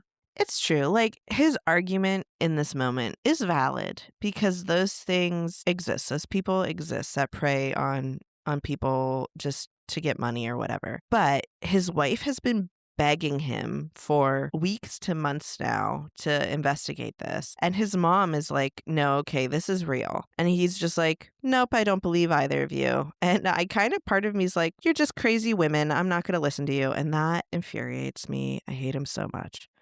It cuts to Josh, and he's sitting next to Dalton's bed, asking him if he went somewhere. And Josh says, "No, you're right here." And he tells Dalton he knows he can hear him, but he has to show him. And then all of a sudden, a picture in Dalton's room falls off the wall, and it's a drawing of a black demon with a red face. And it's very similar to what Elise drew. There's also a drawing of a red door surrounded by black, and another drawing of a red circle with black eyes on it. And finally, there's that drawing of Dalton sleeping that says, "Last night I watched myself sleep and I flew away." And Josh sees this and he starts to cry. And Renee comes into the room and Josh finally says, "Okay." This makes me so mad because he won't listen to his wife, he won't listen to his mom, but he'll act on his child's doodles. Like, fuck this guy. Well, Dalton is a boy and not one of these silly ladies. But like I said, the only way that I can make all of this make sense is that he is resisting it because deep down he's terrified of everything that's happening because he knows that it's true. Yeah, I do think that probably the reason he is resisting it is because he's afraid. But get over it and, like, try. I don't know. I don't like him. So after this, Elise and crew are back in the house and she says she will be completely honest with them about what happens. And they start setting up equipment and giving them basically a safety brief about what's about to happen. They say Renee and Josh are going to see a lot of confusing things, but tells them not to speak in any way. Elise also says that whatever she says during this is going to be at a very low volume and they won't hear any of it, but Specs is going to write it down and repeat it for them. They dim the lights and turn on Dalton's lantern, and then they put a gas mask on Elise and headphones on Specs. This thing made me laugh out loud. It's one of those old, like, Soviet era style masks with the hose that comes down the front of her face. It's absurd looking, but with the lights and the noises and then Dalton's heart rate monitor going off, it is all very creepy. And this is 100% just because the writers love the steampunk aesthetic. You'll see this in some of their traps from Saw, especially like the reverse bear trap. And this actually reminds me of that, you know, that painting of the clown with the gas mask that I have in my house? I do. Yes, I forgot about that. Yeah, so that mask, it just reminded me of that. If you want to look him up, I think maybe some of our listeners would appreciate this artist. His name is Chet Zar, and he does some like spectacular, disturbing artwork, and I love it. And there's a painting of his called Clown of Doom, and it's just like this old style clown with like the big Queen Anne's lace collar like Albert had from Suspiria, but bigger. And it's this scary looking clown, and he's either wearing or perhaps partially made out of this creepy gas mask. And it's very chilling, but I love it. He lives in my house. Yes, I forgot about that painting, but you're right. The gas mask looks just like the one that the clown in that painting is wearing. And that painting is one of the reasons I knew that you were cool when I met you. Nice. But yes, you're right that this gas mask, it's probably the one thing in this movie that looks the most Saw out of everything else that we see in this movie. And the way that this gas mask gets used is that everything that Elise is saying is kind of echoed down that tube into Speck's headset that he's wearing. So they start their seance type thing, and Speck says, "We are calling out to Dalton. Tell us you're safe and where you are." And there's a long pause, and then one of the cameras goes off. Elise asks who's there, and Speck says, "Dalton, it's your mother and father. We've been searching for you. Where are you?" And the voice on the other end says, "I can't see you here." Speck says, "Dalton, you don't need to see, just follow my voice." Speck then asks Dalton why he stopped talking, and Dalton says, "If they hear me, they'll hurt me." They ask him who will hurt him, and he says, "The man with the fire on his face." Yeah, and Specs is writing down everything in this like giant notebook. So even if they can't hear what Elise is saying, they can read the writing. Yes, and they again ask Dalton if he can find his way out, and he says that there's no way out. Dalton tells Specs to be quiet because they're going to hear him. Specs says they won't hear him, but then Dalton says they heard you. And he says, "I love you, Mommy and Daddy," followed by "help me" a ton of times over and over and over. While this is happening, the cameras are flashing a ton. Yeah, and we also see Dalton in his bed has started to twitch a little bit, and his monitor is beeping a lot faster now. Yes, and then this next part, they don't say it, but Speck starts to quickly write a bunch of words down in the sketchbook, and they say things like, "you bitch," "you filthy whore," and like threats like, "I'll rip your innards out," and things like that. And while all of this is happening, Elise starts convulsing and then screams loud enough that Specs has to rip his headphones off, and the cameras are still going nuts all over the room, and Elise passes out, and then Dalton's heart monitor flatlines. Josh looks up and says, "Dalton?" And then all of a sudden, Dalton is standing behind them with his hand held straight above the table that they're all sitting around. And he slams his hand down, and everyone goes flying backwards across the room. And he flips the table over, and the lights are just going off everywhere in the room, and it's chaos. It is chaos, and I loved it. He's just suddenly there, but his eyes are still closed. And then he holds his hand out straight in front of him and then opens his hand over the table like he's going to drop something, but then he slams his hand palm down on the table and everyone flies back. It's so good. It is good. Like, he's clearly, whatever's channeling him is very powerful. So the door opens and 3 of the ghosts from earlier are standing in it, and Specs stands up and approaches Dalton, and Dalton just like bitch slaps Specs as hard as he can and sends him flying across the room into the wall, and somehow Specs manages to hit the wall like 6 times before he falls to the floor. And while all of this is happening, the Johnny Depp man from earlier approaches Renee while she screams, and he picks her up and starts to like lick her with this weird long demon tongue. And Elise grabs Dalton and screams, "Leave this vessel," at him, while Josh tries to fight off the ghost man that's licking Renee. And Tucker turns on the light and Dalton just collapses but is still alive. This was not quite as chaotic as the last 20 minutes of postmortem, but it is pretty close. It is pretty close. This is definitely a very chaotic scene. There's a lot happening. It then cuts to Tucker reviewing the footage from whatever had happened while Specs lays on the kitchen counter holding a steak on his head. And I know we mentioned it before, but this moment is the moment that made me realize that this movie is just a Poltergeist remake. Like, obviously it was before, but the raw steak on the counter is just so obviously from Poltergeist, because what household in 2010 was still using raw steaks as ice packs? Like, everyone's using ice or frozen veggies or, you know, like a literal ice pack at this point. Nobody's using raw steak. And you're so right. It is basically Poltergeist. I'm really glad that we decided to do the Poltergeist episode somewhat early in the show because it definitely has far-reaching influence. It really does. Poltergeist was such a staple in culture, even though you just think it's hilarious. But it did scare a lot of people. Yes, it did. And we'll talk a little bit more about that later, in fact. Ooh, exciting. So Tucker says that there is something interesting on the footage and tells Specs to look at it. He shows him a recording of Dalton frame by frame. And then in the video, Dalton is lifting his arm up, and all of a sudden you see that the demon man is behind Dalton, and he's the one that's controlling Dalton, kind of like a puppet. And Josh and Renee are sitting on the couch when Lorraine arrives, and Elise greets her with a big hug, and Elise says that she called Lorraine immediately after the session and asks her to come over because there's something they have to talk about. Lorraine says that the reason she knows who Elise is because she called Elise herself in the past to help Josh. And Elise says that Josh handed down his ability to Dalton to travel. Yeah, Elise says Dalton inherited this from his father, and then Josh goes, me? Like, no, the priest from 3 scenes ago. Yes, you absolute moldy donut. Moldy donut. I'm adding that to my repertoire. So Lorraine then tells Josh that when he was 8, he suffered from night terrors. She says that an old woman used to come visit him at night, and she didn't believe him until she saw the woman herself. And she pulls out a small box with pictures inside. In each picture, there's a woman in the background, and each picture she's getting closer and closer to Josh. Josh says that he doesn't remember any of this, and Elise says that suppressing the memories and his ability to astral project was the only way to stop the woman from getting him. Josh asks who she is, and Elise says that she's a parasite that's befriended him and his astral body and drew him out into the farther. Elise says that they're telling him because his son is out there and that Josh is the only one who has the ability to bring him back. There's a quick moment between Josh and Renee where they hug and they say they love each other, and Renee asks him to please come back. Well, that and Renee says, you've always been stronger than me. And I'm like, has he though? I've seen no evidence of this. Not at all. Not even a little bit. Renee's definitely the more badass of the two. It cuts back to Elise giving Josh instructions on what to do, and she basically says, don't be noticed and keep one foot in our world so that he can come back. Elise asks if he's ready, and he says yes, so Elise sets the metronome and begins to put him into a hypnotized state. Yeah, she starts kind of in a monotone voice.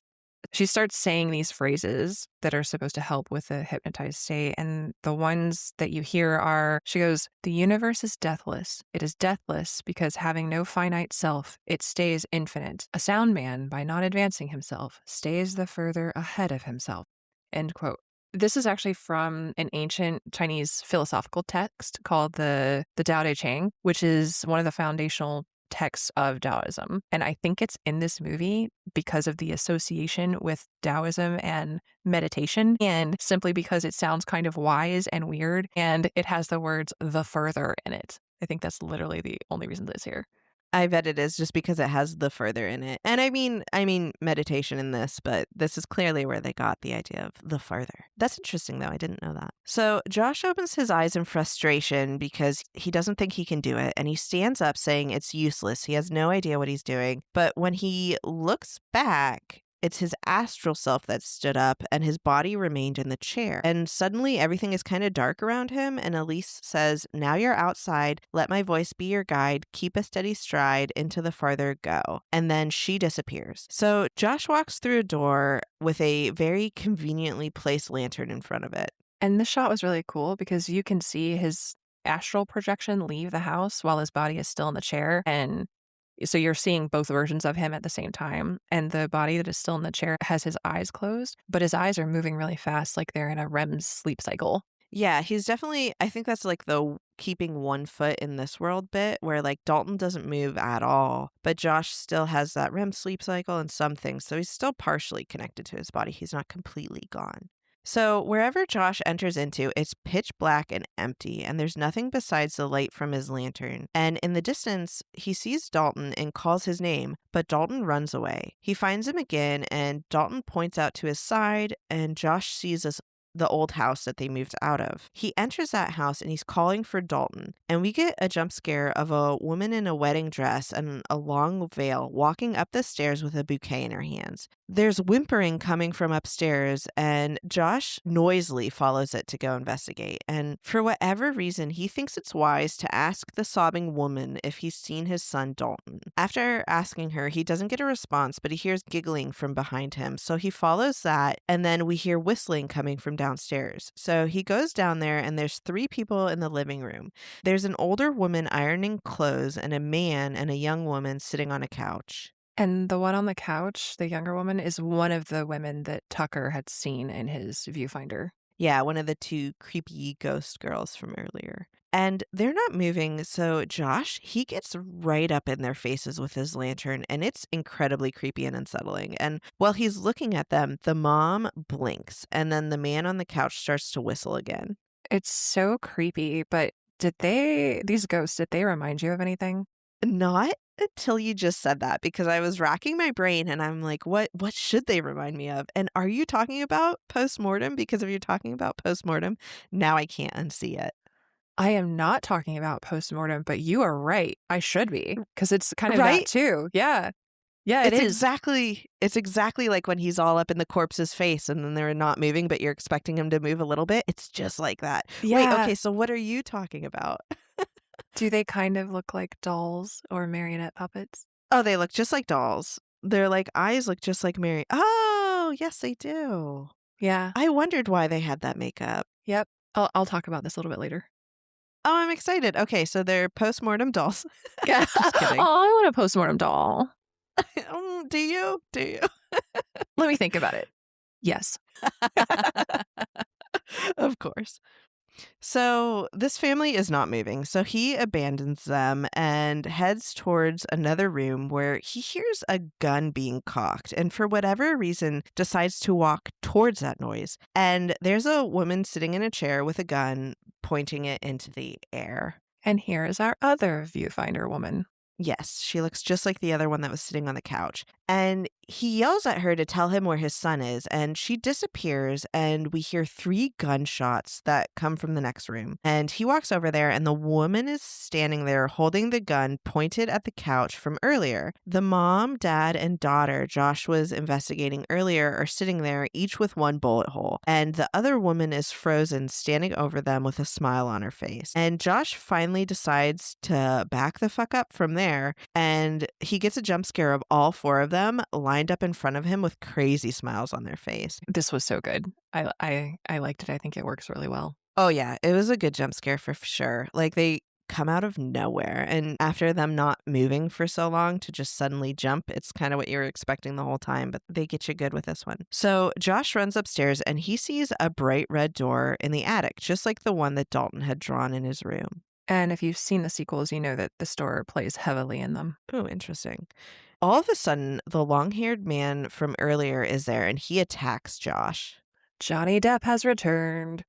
Yes, Johnny Depp with a very rotten face at this point. So a fight ensues. Well, Josh's real life body back in the house starts to convulse, and Elise reminds Josh that he's stronger than them because he is the one who is alive. So Josh uses this information to stand up and kind of like force field punch the long-haired man across the room, and he flies across the attic and disappears. Josh then goes into the red door, and it's the red hallway that we saw earlier with all the candles on the side of it, and he walks down it and comes across an iron horse, which Dalton had also drawn. Is it an iron horse? It literally looks like the horse from what's that restaurant? P.F. Chang's. It really does look like the P.F. Chang's horse. You're not wrong. It's funny too, because I was like, Dalton also drew a horse. I didn't think that like the horse would appear in this world, but it does. Josh finally does see Dalton crying in this giant room, and he's all chained up, and Josh tells him that he's going to get him out of there. Dalton then gets really scared and looks behind Josh. Well, Tiptoe Through the Tulips starts to play again, and it zooms in onto like this wired, barbed balcony window, and there's the creepy demon creature up there from earlier, and he's using a grinding wheel to kind of sharpen his weird claw hand nail things, and he's surrounded by marionette dolls, and we get a good look at his face, and it's the red-faced demon from earlier. Yes, Charlie's ex-boyfriend. This scene is so good, and the camera does like this POV zoom out of the phonogram that's there, and then to start the shot, and then you get to see like the chaotic, creepy demon room. I love it. It's really, it's just, this is delicious horror. I will say the room is chaotic. I'm like, why marionette dolls? Why this song? Why are you like sharpening your claws? What is happening here? Like, what is the story behind this demon? I must know. Remind me to go into this later. Yay, I will. I was hoping you would have the answer for me. Josh freaks out and he tells Dalton to look at him and says none of this is real and to just look at him. And he manages to just like snap the chain off of Dalton. And Dalton tells Josh that the demon man is looking. And we look back at the window and the demon is pressed up against the window, just licking it with this long forked tongue. Josh is staring at it. And then we get a jump scare of it appearing to the right of Josh and it hisses at him. And Josh screams and is thrown backwards across the room. And I will say, I don't know if it's supposed to be goofy, but this demon is kind of goofy. Like, it's the way it's got these hoof feet and just like stomps around and moves. I don't know. Something about him in the marionette dolls. He's just he's a goof to me. So I don't disagree with you, but for me personally, the fact that he is kind of goofy freaks me the fuck out. Like, he gives pedophile vibes. He's got this weird hairline. He's got this obsession with dolls, and he wants to hurt kids. So I find him very disturbing. And it's almost like he wants you to know that he could just be a man in a costume. And I find that creepier. I don't know. It's a lot creepier than like a giant smoke demon or something. Yeah, like if the intent was to make this guy kind of like goofy, creepy, they did a really good job. Like you said, and maybe it is that little bit where he kind of toys with kids that gives him that line between creepy and goofy, kind of like a clown almost. So I don't hate him. He's just a little goof, that's all. So we then see the demon stomping his hoofed feet across the floor towards Josh. And back in the real world, Josh's body convulses again, and the entire house that they're in starts to shake. And back in the further, Josh picks Dalton up and runs out of the room and back to the house. Elise says that Josh has found Dalton and made contact. And Lorraine tells Elise, well, okay, then just wake up Josh. And Elise says she can't. Josh needs to come find them. Josh and Dalton leave the house, and they go back out into the black nothingness. They look around and they hear weird wailing noises. There's various dead people around them that they're running past, and they try to grab them. And back in the real world, the house starts shaking even more violently and all the lights explode. Elise tells Renee to call out to him, and Renee tells Josh to follow her voice. And of course, Dalton hears it before Josh does because Josh simply does not listen to his wife. They try to go towards her voice, but there's a ton of people surrounding them. And the house stops shaking and everyone looks around nervously. And Specs walks around the house with a flashlight, and you just know a jump scare is about to happen. And he finds a kitchen drawer open with the towels and duct tape in it, and he starts to close the door, but a hand reaches out and grabs him. This would be one of my cats hiding in the drawers, waiting to snatch somebody. Do your cats hide in drawers? If they can get into it, they'll hide in it. Yep. Aw, my cats do not. They're too fat and lazy to do anything that's cool. And then you go to open the drawer and you just get this little demon claw popping up. Bap, bap, bap. Bap, bap, bap. That's so funny. Elise tells Specs and Lorraine to go check on Dalton, and he's laying in his bed with his monitor, still asleep. So Tucker goes down the other hallway, but something happens to him and he screams and runs back to the living room. Renee is looking at Josh when she hears the baby monitor start to make a noise again. Tucker grabs a bigger flashlight, and Elise says that the dead are crossing over into their world. A door slams open, and there's like 4 dead people behind it trying to get in. So Tucker runs to Elise to show her, and Elise says, no, you need to shine the light on Josh, not the ghost. Renee starts calling for Josh again. Back in the further, Dalton screams and tells Josh to hurry up because the demon is right behind them, and Josh seems exhausted, and he tells Dalton to go without him. Dalton runs ahead, and while Josh stays in the kitchen of the house, he sees something and he turns and says, you.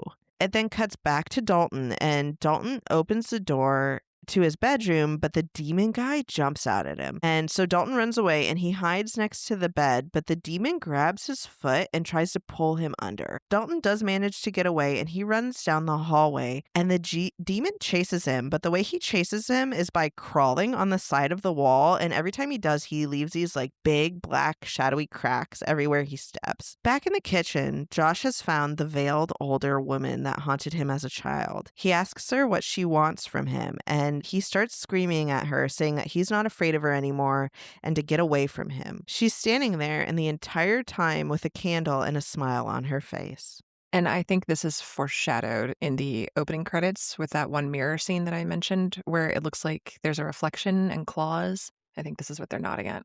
Oh, that's true because the way that Josh is looking at the older woman is, I think, through the kitchen window. Like she's on the outside of the window or the mirror and he's on the other side and they're having a stare down. So, yeah, there's definitely some foreshadowing happening there. So, while Josh is yelling at the older woman, Renee is calling for Josh to come back. And we see something from the first person's perspective walking back towards Josh's body. Josh continues to scream at the old woman while she fades into black and Josh wakes back up. So Josh's real body, his eyes open. The door to Dalton's room opens too, and he's awake as well. Lorraine then rushes to Dalton, and calm, happy music starts to play. Lorraine brings Dalton out to the other room, and everyone is happy, crying, hugging, and just like laughing. And then the whole scene freezes, and it cuts to Tucker and Specs talking outside. Tucker says that he got some amazing shots, and Specs says that he's going to write a book. And Tucker says, yeah, and my photos are going to be the main selling point of that book.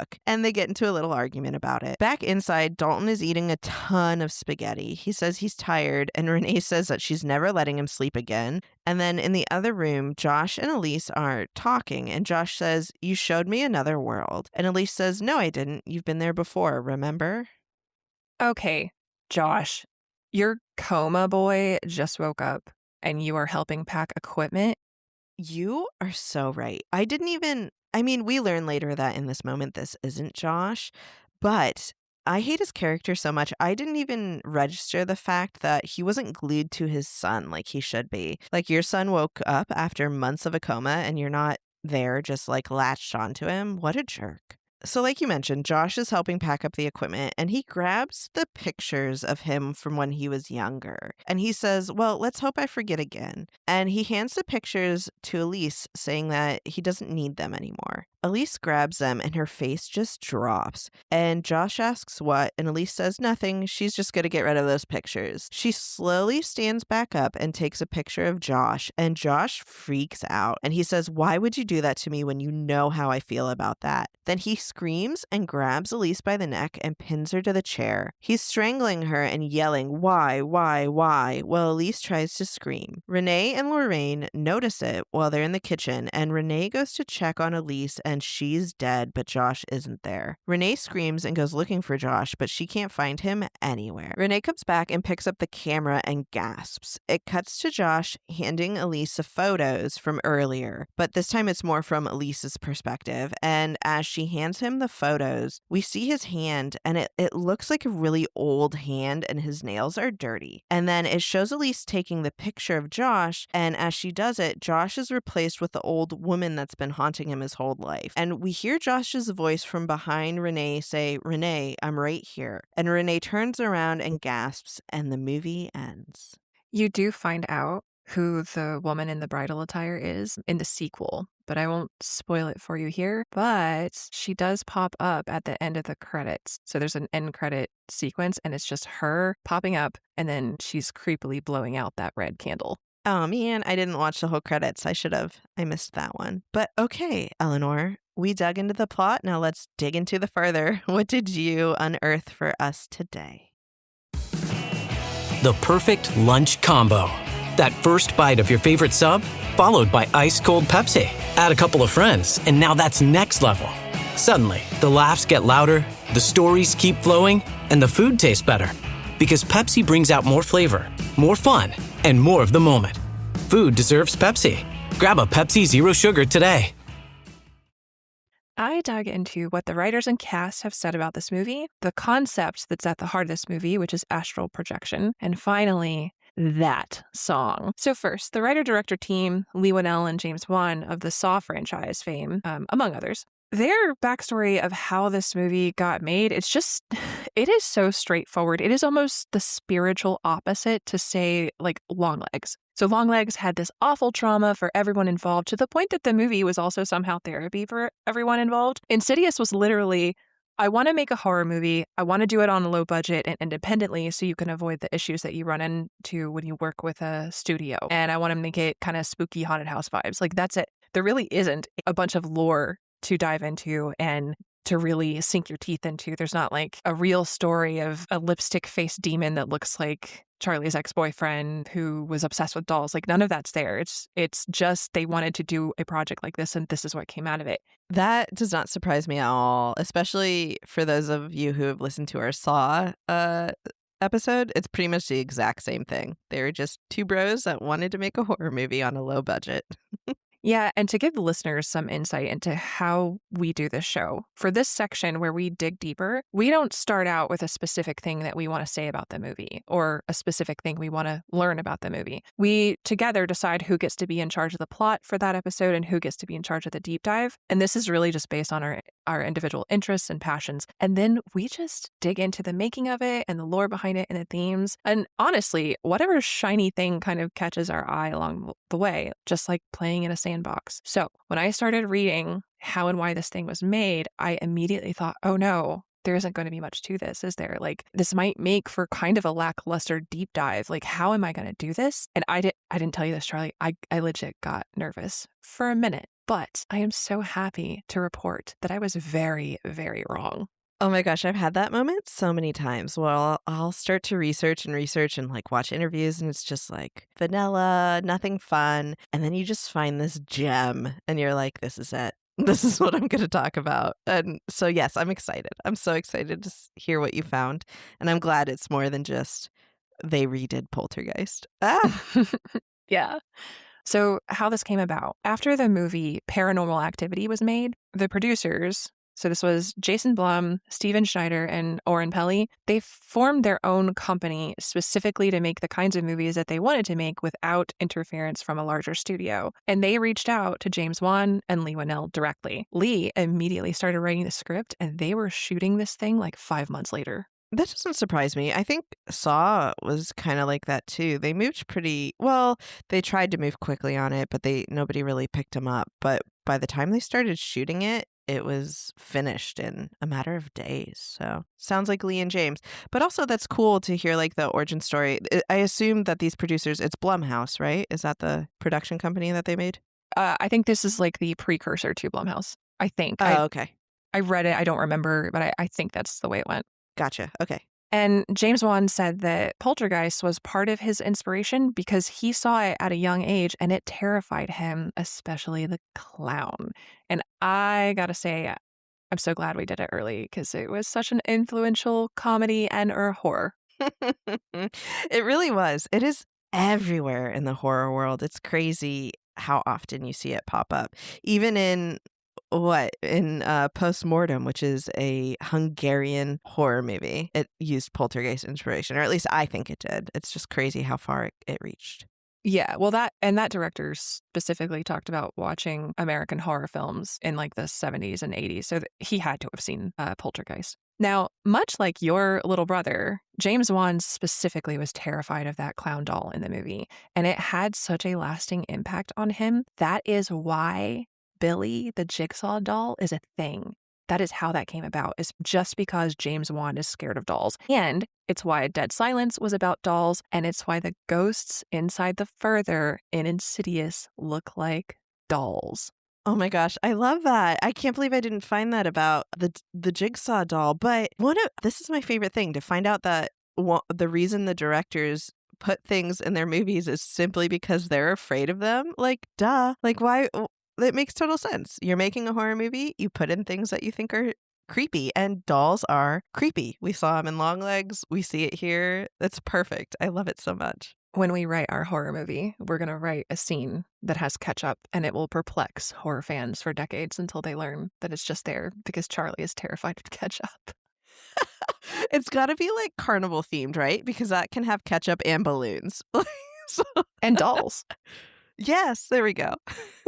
Now, when Insidious was released, James Wan was asked if they deliberately made this movie with no violence, like basically no violence, in a way to combat how gory the horror scene was kind of getting. And which is funny because he replies to this being like, yeah, sorry about all that, by the way, my bad, because you could argue he kind of kicked it off with Saw. Now, they also both talk about evolving from the gore of the Saw franchise into something creepy and still scary. And that's what they were trying to do with Insidious, which I definitely think they accomplished. They specifically wanted to make it PG-13 so that they can challenge themselves within those constraints while still trying to make something terrifying. I'm so thrilled that everything I read for the Saw movie was pre-Insidious. I don't know if you remember that, but everything I talked about with these two guys was they had released Dead Silence. It didn't get that much, recognition after they released it. And they were just stuck doing Saw sequel after Saw sequel after Saw sequel. And like you said, just making gore come to life, which was not what their original intent with the Saw movie was. So I love that they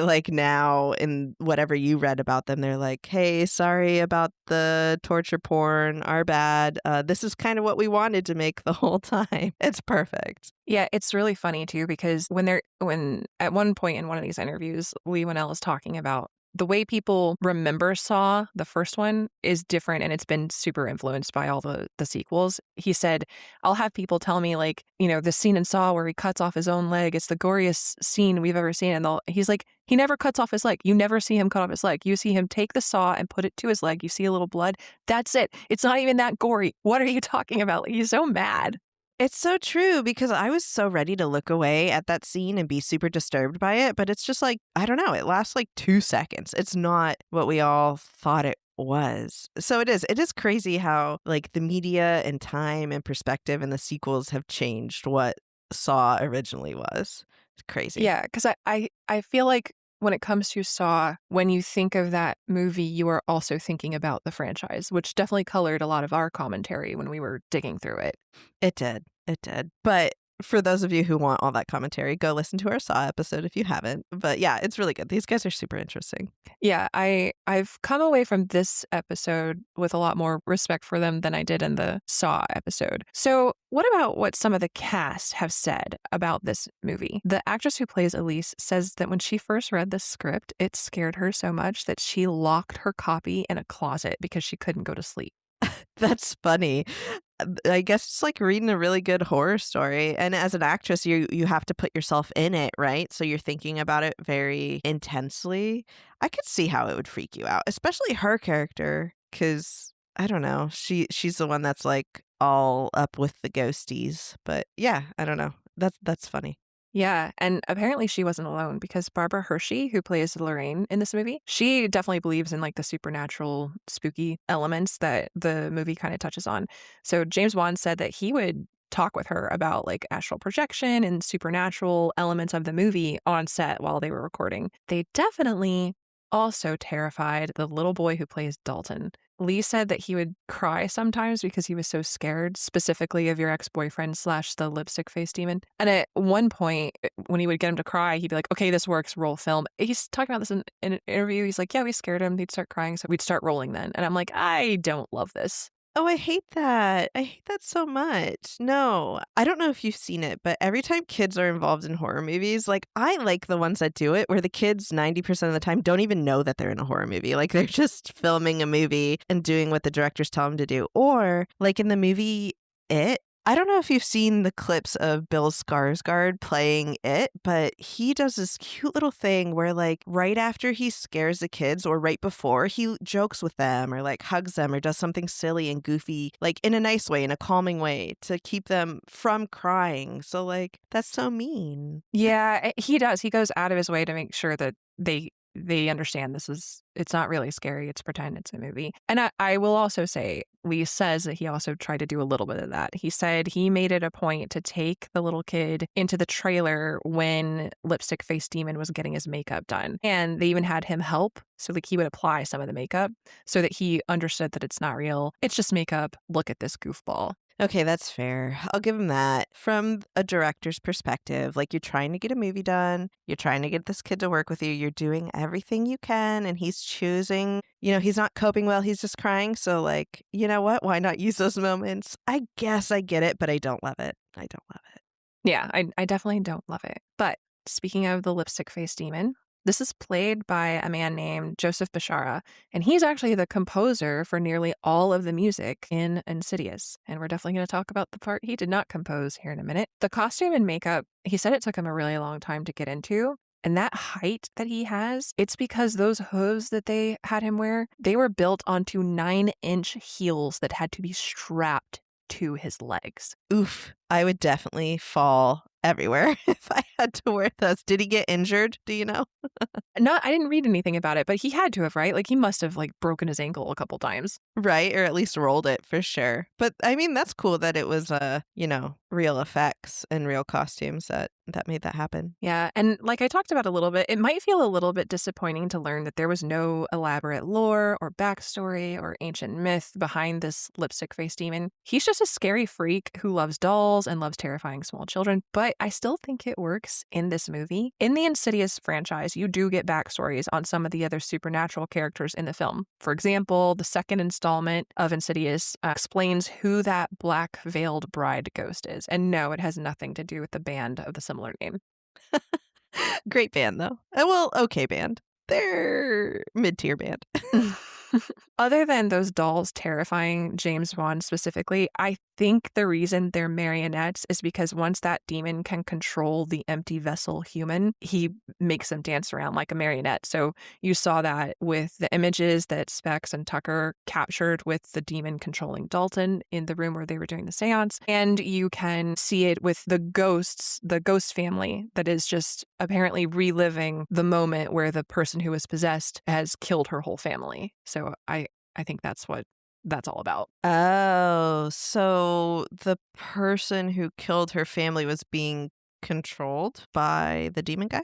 I think so. That makes sense because they look like dolls. Yeah. Yep. I think they're all his puppets. And in the further, they're now forced to relive this constantly because he just makes them dance around for his entertainment. Oh, that makes total sense. Okay. I get it. And I did understand the marionette aspect a little bit more when I saw him raise Dalton's hand. I was like, oh, it's just like a puppet. And then for whatever reason, I didn't put the fact together that those people, their makeup looks marionette-esque. But now that you put it all together, it makes a lot more sense. I like it a little bit more. Yeah, and that's just what I think is going on. I didn't read anything specific. It might be out there, but I didn't come across anything that's like, that went into detail or said that James Wan and Lee Whannell were trying to do that specifically. It was just focused on, yeah, James really hates dolls, so we put them in all the movies. I mean, that's perfect too. Both those aspects together, I think you're onto something. I mean, at the very least, he's trying to control Dalton. Whether or not he controls other spirits, I don't know. But we know two things about the demon. One, he wants to control people. And two, he wants to do it so he can hurt others. And that's what happened to these other ghosts in this area. So it makes sense. Right, exactly. And there are a lot of things in this movie that might seem a little counterintuitive, especially for when this movie came out. You've got the guys who made Saw behind a goreless PG-13 ghost story that is basically Poltergeist but is also nothing like Poltergeist. So if a studio looked at that, maybe they reject it outright or they change it so much that it's unrecognizable from its original form. And you had mentioned Dead Silence. In a bunch of these interviews, they talked about why some of the issues with Dead Silence were basically they were in conflict with the studio that was producing it. So there were creative differences, and because they didn't have as much creative control, it didn't go the direction that they wanted it to. And kind of talking about this, Lee Whannell said something that I really love in an interview with Collider. At one point, the interviewer asks what advice they would give to their 24-year-old selves, and Lee says, quote, "Don't let other people tell you what you should be doing. Make your own decisions.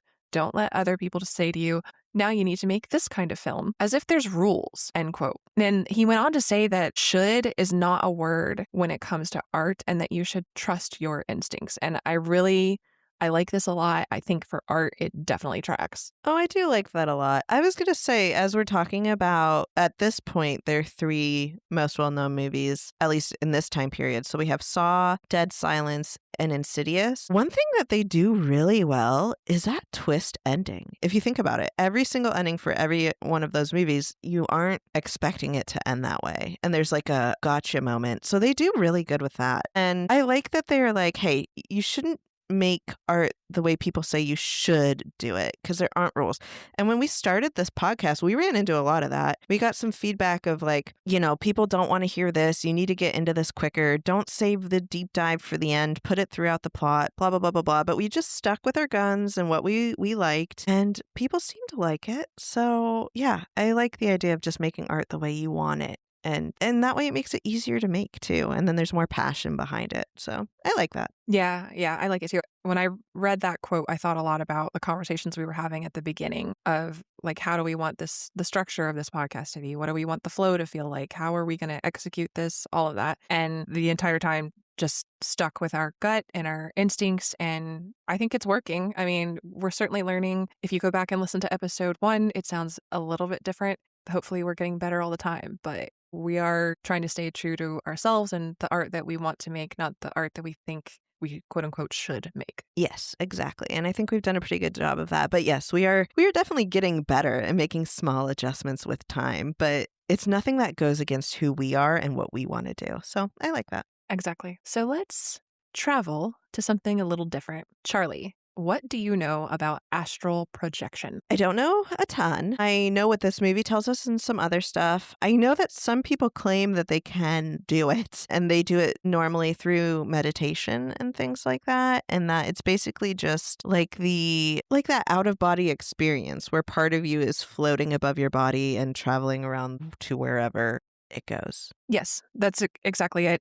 It's an intentional out-of-body experience where your consciousness functions separately from your physical body in something that is called the astral plane or the spirit world. The concept is not new. We see examples of it in ancient Egypt, in indigenous tribes in the Amazon, in Inuit groups, ancient Hindu writings, Japanese mythology, occult practices, and perhaps more relevant to many in our audience and definitely more relevant to you and me, it is also a thing in Dungeons & Dragons, to include the amazing Larian Studios game Baldur's Gate 3. Ugh, I love Baldur's Gate 3 so much. I haven't played it for like a year. I have to go back. Same. I literally haven't played it since we started the show, but that's okay. It's funny, I would always open up Steam, and every time I opened it, you were playing Baldur's Gate. I'm like, how does she find the time?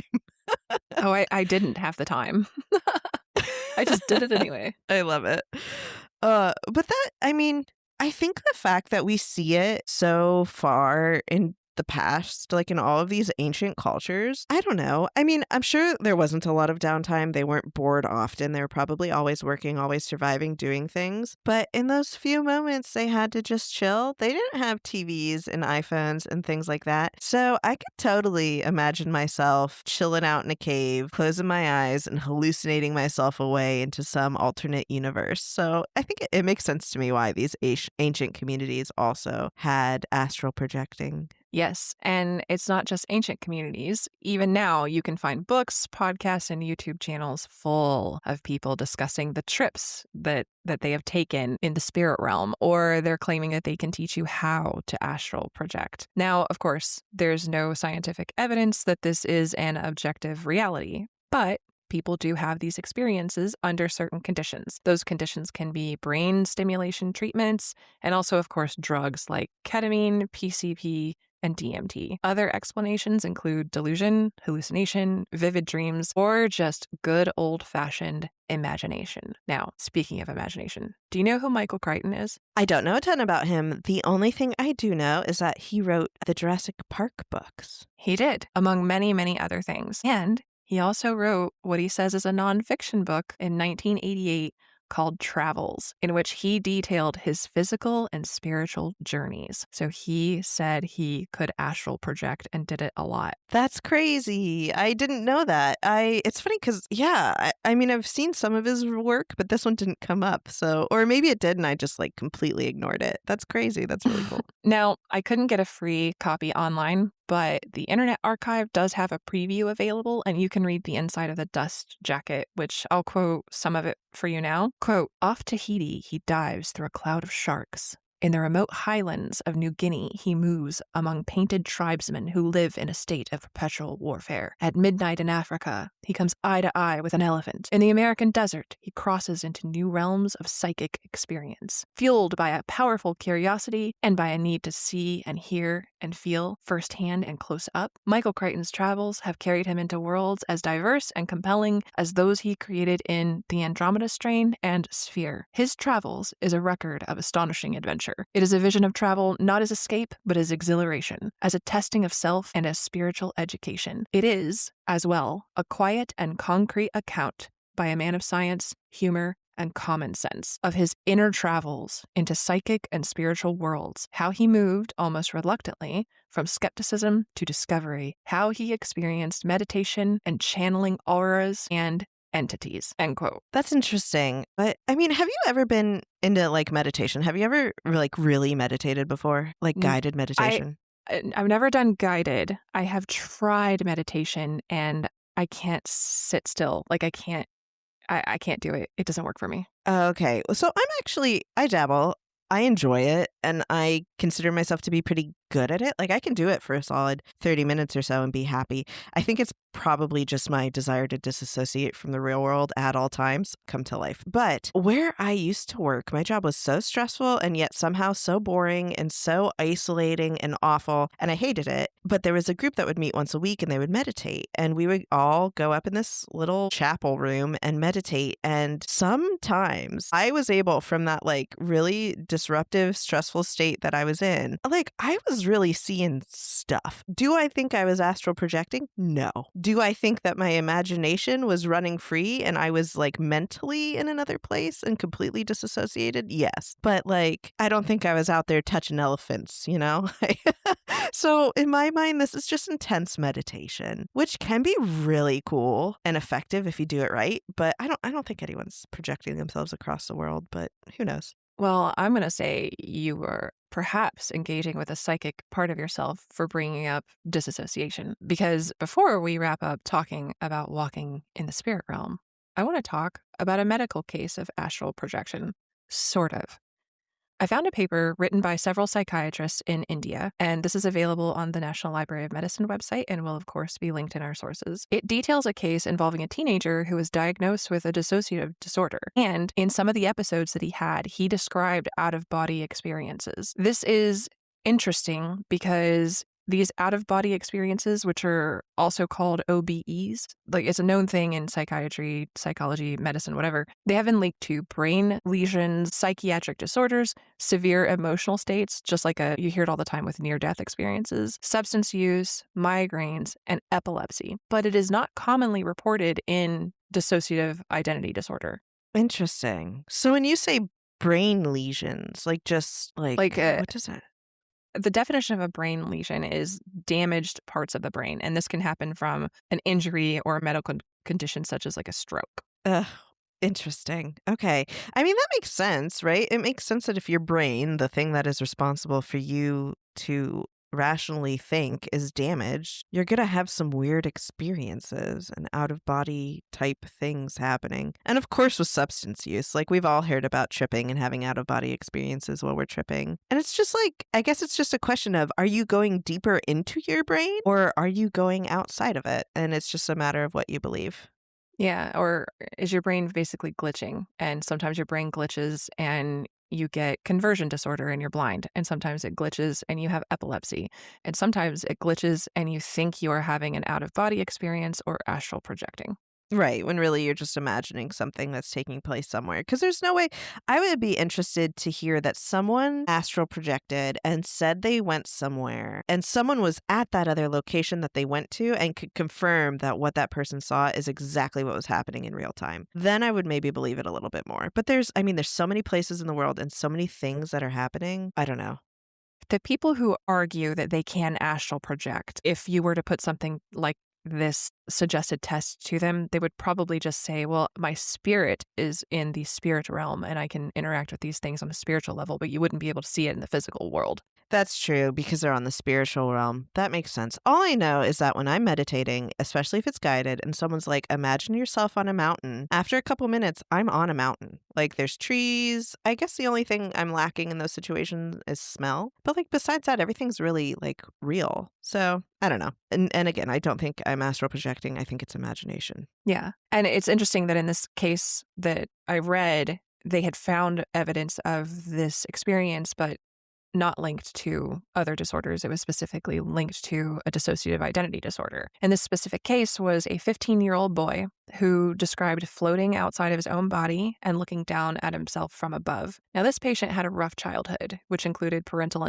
abandonment, abuse, trauma, and other issues. During a hospitalization, he says that he felt like he was floating outside of his own body, looking down at himself while doctors were asking questions. And he says he was trying to get back into his own body, but he couldn't. And this lasted about 15 minutes. Now, they did some tests on this kid, and under medication and psychiatric care, he experienced another one of these OBEs, and he was able to talk through what he was experiencing. What I find super interesting is that the doctors reported that this kid spoke with a natural slight lisp, but when he was experiencing this OBE and describing it to the doctors, the lisp completely disappeared. Ooh, that's interesting. I mean, if he had a lisp, though, because of something, it all makes sense because it's all in your brain. He has a lisp because that's how his brain, like, fires when he's speaking. And so when he's having this experience, something is firing differently. So it would make sense that he would also act or speak differently in those moments. But how that happens, I have no idea. That's super interesting. It's really cool. Yeah, I found it fascinating. The 15-year-old boy, now that he has been under care and had his medication adjusted to the appropriate levels, his dissociative disorder improved and he had no more OBEs as of the publication of this study, which is only a few years old. And of course, neither one of us is qualified to evaluate literally any of this in terms of the medical, cultural, or psychological significance or value or anything. But it caught my eye because we have talked a lot in the show about how trauma impacts your brain and how you process horrific things, whether they are horror movies, supernatural things, or just like the horrors of life. And I found this fascinating because it's just another example of how our brains react to trauma and how that can manifest in ways that can feel like something that is out of a horror movie. Yeah, you're exactly right. I know nothing about the brain or how it works. And I know a lot of medicine is still studying that and figuring it out. So I'm not going to claim to know how any of this works. But it is really interesting. And it's crazy to me how the human brain and body processes trauma. And sometimes we see these things. And I think that's why, like, trauma and horror, they go together so well sometimes, because you have people who have experienced trauma in their past have some experiences like these that happen in these movies, just on like a smaller scale, but it's to a point where it can make these things believable, but still a little out of reach. And I don't know, it's just interesting. It's really cool. I also find it fascinating. Now I'm going to ask my therapist if I have dissociative disorder. Because disassociating is my favorite pastime. But no, I don't think I really do. However, I do have plenty of trauma.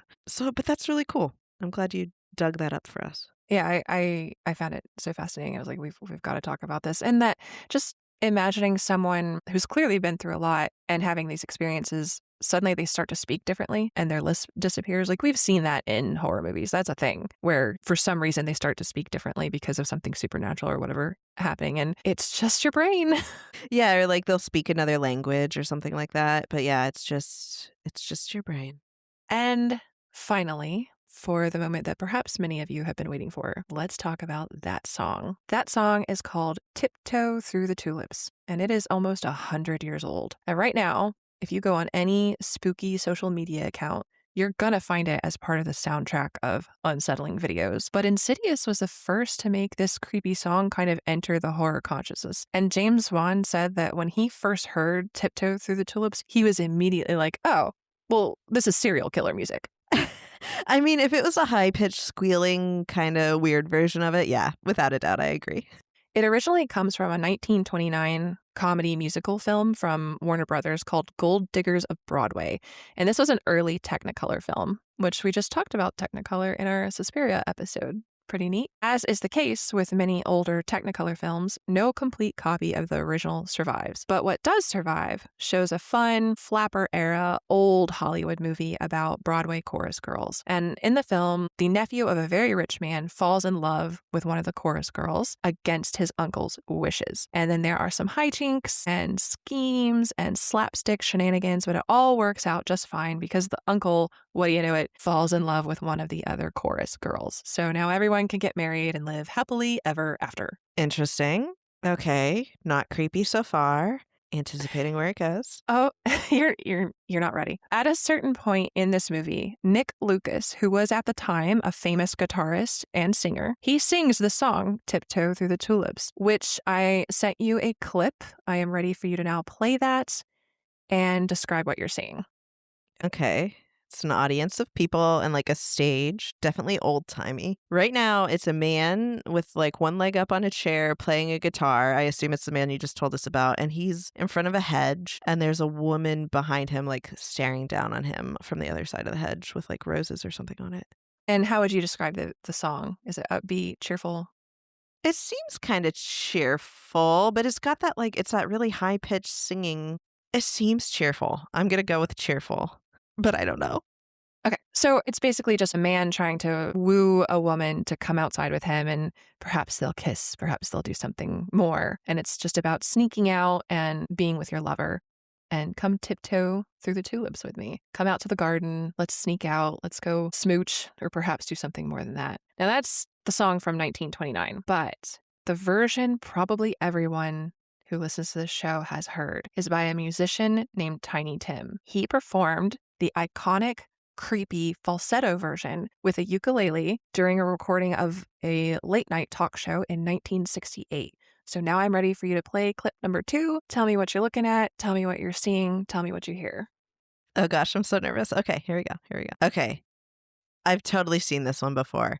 So it's this guy, and he's like wearing a suede jacket and a tie. He's got this long, unkept brown hair, and he's kind of creepy looking. And he's singing this song with a ukulele, but he's doing it like he's keeping his teeth closed. His lips are moving, but his teeth are closed. And he's like rolling his eyes back and forth when he does it. And he's super creepy and unnerving. Now, this guy was basically a novelty. He was a musician, and he went on TV and sang a song in a silly way with a ukulele, and people couldn't get enough of it. In that movie, Gold Diggers of Broadway had been very popular when it was released. So you can imagine how this kind of like weird, fresh version of it hits on like the nostalgia for the older generation, and maybe it's hitting on like the trippy, hippy dippy proclivities of the younger generation. So right now, if you saw a video of a weirdo on a ukulele singing the Black Parade in a crazy, weird, cartoony voice, it would probably go viral with a bunch of us elder millennials. And I have to think that that is similar to what is going on here and why that song had such broad appeal at the time. That makes total sense. When you said like a weird version of the Black Parade, I was like, I watch these videos on TikTok right now. That makes perfect sense. But I will say the creepy version, the one Tiny Tim version, that's the one they use in SpongeBob. So when I think of the song, I think of that version of it. Not for much longer, you won't. So, speaking of younger generations, in 1969, Tiny Tim, who was in his mid-30s at the time, married a 17-year-old known as Miss Vicky, who he had met 6 months earlier when she came to a book signing of his. And they did this on TV during the wildly popular Tonight Show with Johnny Carson to an audience of 30 or 40 million viewers. Of course. Of course they did. That is so disappointing. I hate it. And it's already dark. And I have this feeling you're about to get darker with it. The entire wedding was not only broadcast on The Tonight Show, but you can go watch it literally right now on YouTube. And I'm not going to subject that to you, but I watched the whole thing, and you know I have it linked for all of you in the show notes. It 100% gives horror movie vibes. The wedding party looks like they're doing this at gunpoint, and the bridal march sounds like it's being played for a funeral. Miss Vicky looks dazed, and she is wearing an insane dress. And did I mention she was 17 and Tiny Tim was in his mid or late 30s? This is not okay. I wonder, okay, based off the small description you've given me so far, and I will be watching this video soon, I wonder if there were drugs involved. I feel like there's drugs involved. But yes, at the very least, there's gross male grooming and creepiness and awful. I hate it. Well, they certainly didn't want you to think that drugs were involved, because once the ceremony was over, they made a big show of not drinking champagne or any other alcohol, but said that they preferred milk and honey, just like in the Bible. So the crew brings out champagne for Johnny Carson and big, disgusting glasses of milk and these little things of honey that the couple mixed and drank together. And they made a big deal of it, so it 100% had to be a bit, right? Yeah. Well, so I wonder, you said that they were religious, so I wonder if there's something like symbolic to them behind it. But I will say, one of the most intense drug addicts I knew personally in a previous life of mine, his big thing was like, I don't really drink. I don't drink a lot. But what you didn't know was behind the scenes, he was shooting up heroin. So yeah, you can claim to say you don't drink and sober living, blah, blah, blah, blah, blah, and lie. So Yeah, and there could have been some of that going on, but also, like, of course you can't have champagne. It's illegal to serve alcohol to minors. And why is everyone letting her marry this freak? so publicly too. Like, where is her family? Were they present? I need to know the backstory of the 17-year-old. Ugh. Yeah, she had met him at a book signing and they decided to get married and we just let it happen. Again, on TV, and millions of people watched it. But it somehow gets even worse. And Tiny Tim then serenades his teenage bride on camera with a song about how he's going to be faithful. And soon their bodies will combine. And keep in mind, he is doing this in basically the same fucking creep-ass voice as the Tiptoe Through the Tulips falsetto fuckboy voice. And I'm sparing you from this. But yes, I watched it. And yes, I'll link it. And listeners, you're welcome and/or I'm sorry. My goodness. Well, our listeners do say we make great horror movie recommendations. Perhaps this is our most horrifying one to date. And again, America just like watched this happen and was like, sure, okay, this is fine. It's cute even. Like, no wonder we are fucked. It's so weird. Like, why was this popular? Just because some weirdo viral dude that sang a song, like he had a pass to just marry 17-year-olds for millions of people to watch? People must have been bored. People must have been really bored in this era. The way it came about was he mentioned getting engaged on TV. And I don't remember if it was Johnny Carson or a different one. I think it was Johnny Carson was like, oh, you should do it on the TV. And he was like, okay. So they did. Not okay. Not okay. Yeah, not okay. Also, supposedly, the couple spent their first 3 days of their honeymoon apart, in accordance with Old Testament tradition. Okay, yeah, so there's some definitely deeply religious stuff happening here. Not shocked. Anyway, she was the first of his 3 wives. Also not shocked. Not shocked at all. But that's not all. Nick Lucas, that slutty little flapper heartthrob from the 1930s, the one who sang the version that's in the 1929 movie, he was also on this episode, and guess what? He sang his Tiptoe Through the Tulips to the newlyweds. Oh my gosh. Do you think he was fully briefed on the situation? He was probably just excited to get some spotlight and was like, whatever, I'll be there. I'll sing it. But not okay. He was definitely playing around with it because he did a different song first and then he started into that one and he's like, of course I'm going to do this one. So. Oh, that makes sense because he was like, well, if he's doing it, I'm going to have to do it. That makes, yeah, it's, I mean, at this point, the amount of viewers that were watching this is basically like a Super Bowl halftime show. Yeah, again, this is why we're fucked. Now, as you might guess, this marriage between a 17-year-old weird as fuck musician, twice her age, didn't go great. They were technically married, I think, for about 7 years, but they were not together for most of it. And they had a daughter together, but Tiny Tim was tiny in many ways, and one of those ways was apparently supporting his daughter. In 1974, the New York Times reported that Miss Vicky was living in New Jersey on welfare along with her 3-year-old daughter. And would you like to take a wild swing and guess the name of Tiny Tim and Miss Vicky's daughter? Oh gosh. Is it Tulip? It's Tulip. Oh, poor Tulip. This is so sad.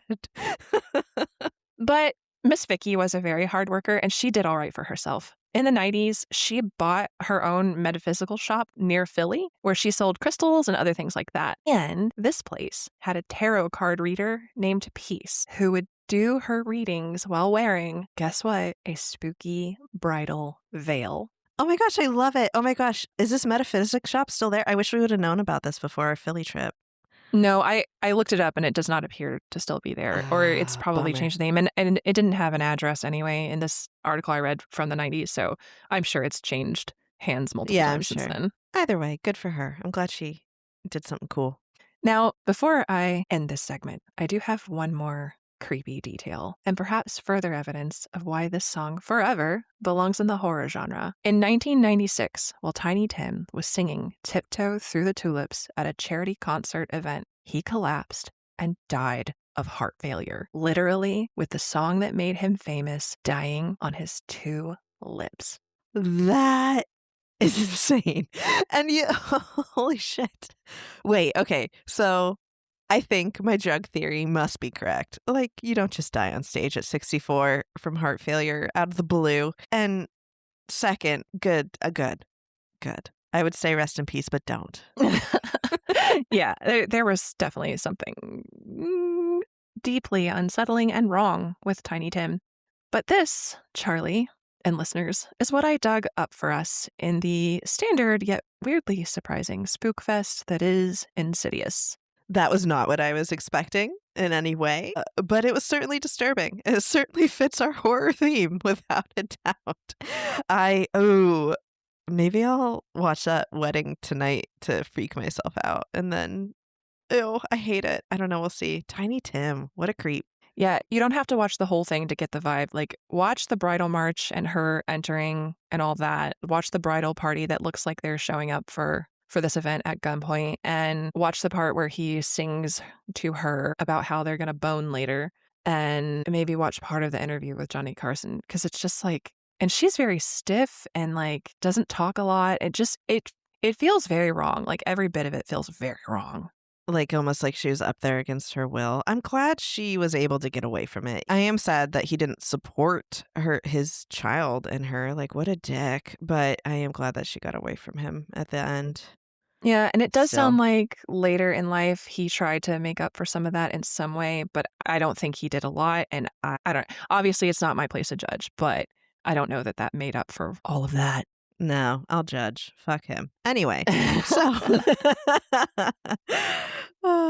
okay. So on that note, what did we dig up today? What do we think? I'm so distracted. I'm like still in wedding. I'm like in Tiny Tim world. Okay, all right. Back to the movie Insidious. What do you think it was? Was it horror, tragedy, something else? What? I think this one's cut and dry, but I'm curious what you have to say. Oh, it's definitely horror. It's a bog standard ghost story, but it's one that only could have come in a world where poltergeist had existed first, and I think it's very well executed. The things that could be campy in this movie, at least for me, made it creepier, but I will maintain the scariest part of this is that fucking song and that weird fuck Tiny Tim. At least we know. Oh, I forget if it was Lee or James, which one said it was serial killer music, but they have good instincts because yeah, that was James were one. correct. That was yes. James one. Okay. Well, no wonder he's so good at horror, because he's in touch with the horrific things of the world. Oh, yes. So what about you? What do you think it is? What do we dig up? It's definitely horror. It's a good one, too. Especially, like, I think now with the Conjuring series and some of that, we see more horror like this now. But I think James and Lee do a really good job of, like, setting the pace for genres and horror movies. And I don't know. They're really good at what they do. Granted, we might not agree with some of the choices they made, specifically in Saw, but I'm happy that they stepped away from Saw and now are doing things like Insidious, and they did things like Dead Silence, and I'm not even sure what else. I'm sure they've done more, but it's been fun to like follow their little directing journey. So just in time for the next Insidious to come out, but definitely horror. This was fun. So yeah. Yeah, I definitely had a lot of fun with this. I'm traumatized by that song now. I have questions about America and humanity, but I'll process that on my own time away from the microphone. And Charlie, before we put the shovels away for tonight, what will we dig into next time? Okay, so I don't think our listeners are ready. Okay, we are finally doing it. We are finally digging into obsession. No. That was so good. I'm so excited. We have specifically kind of held off on this one just so that we can do it justice. So hopefully we do. Hopefully you love it. And we'll see you next week with that one. So that does it for today, listeners. May the horrors persist. And tiptoe from the garden, by the garden of the willow tree, come tiptoe through the tulip with me. Thanks for listening to Horror Sandbox. No generative AI was used in the making of this podcast. For show notes, credits, and contact info, check out our website, horrorsandbox.com. You can follow us on Instagram, TikTok, and YouTube at Horror Sandbox. Support us on Patreon at patreon.com/horrorsandbox. Don't forget to like, subscribe, and share this podcast with all the horror fans in your life.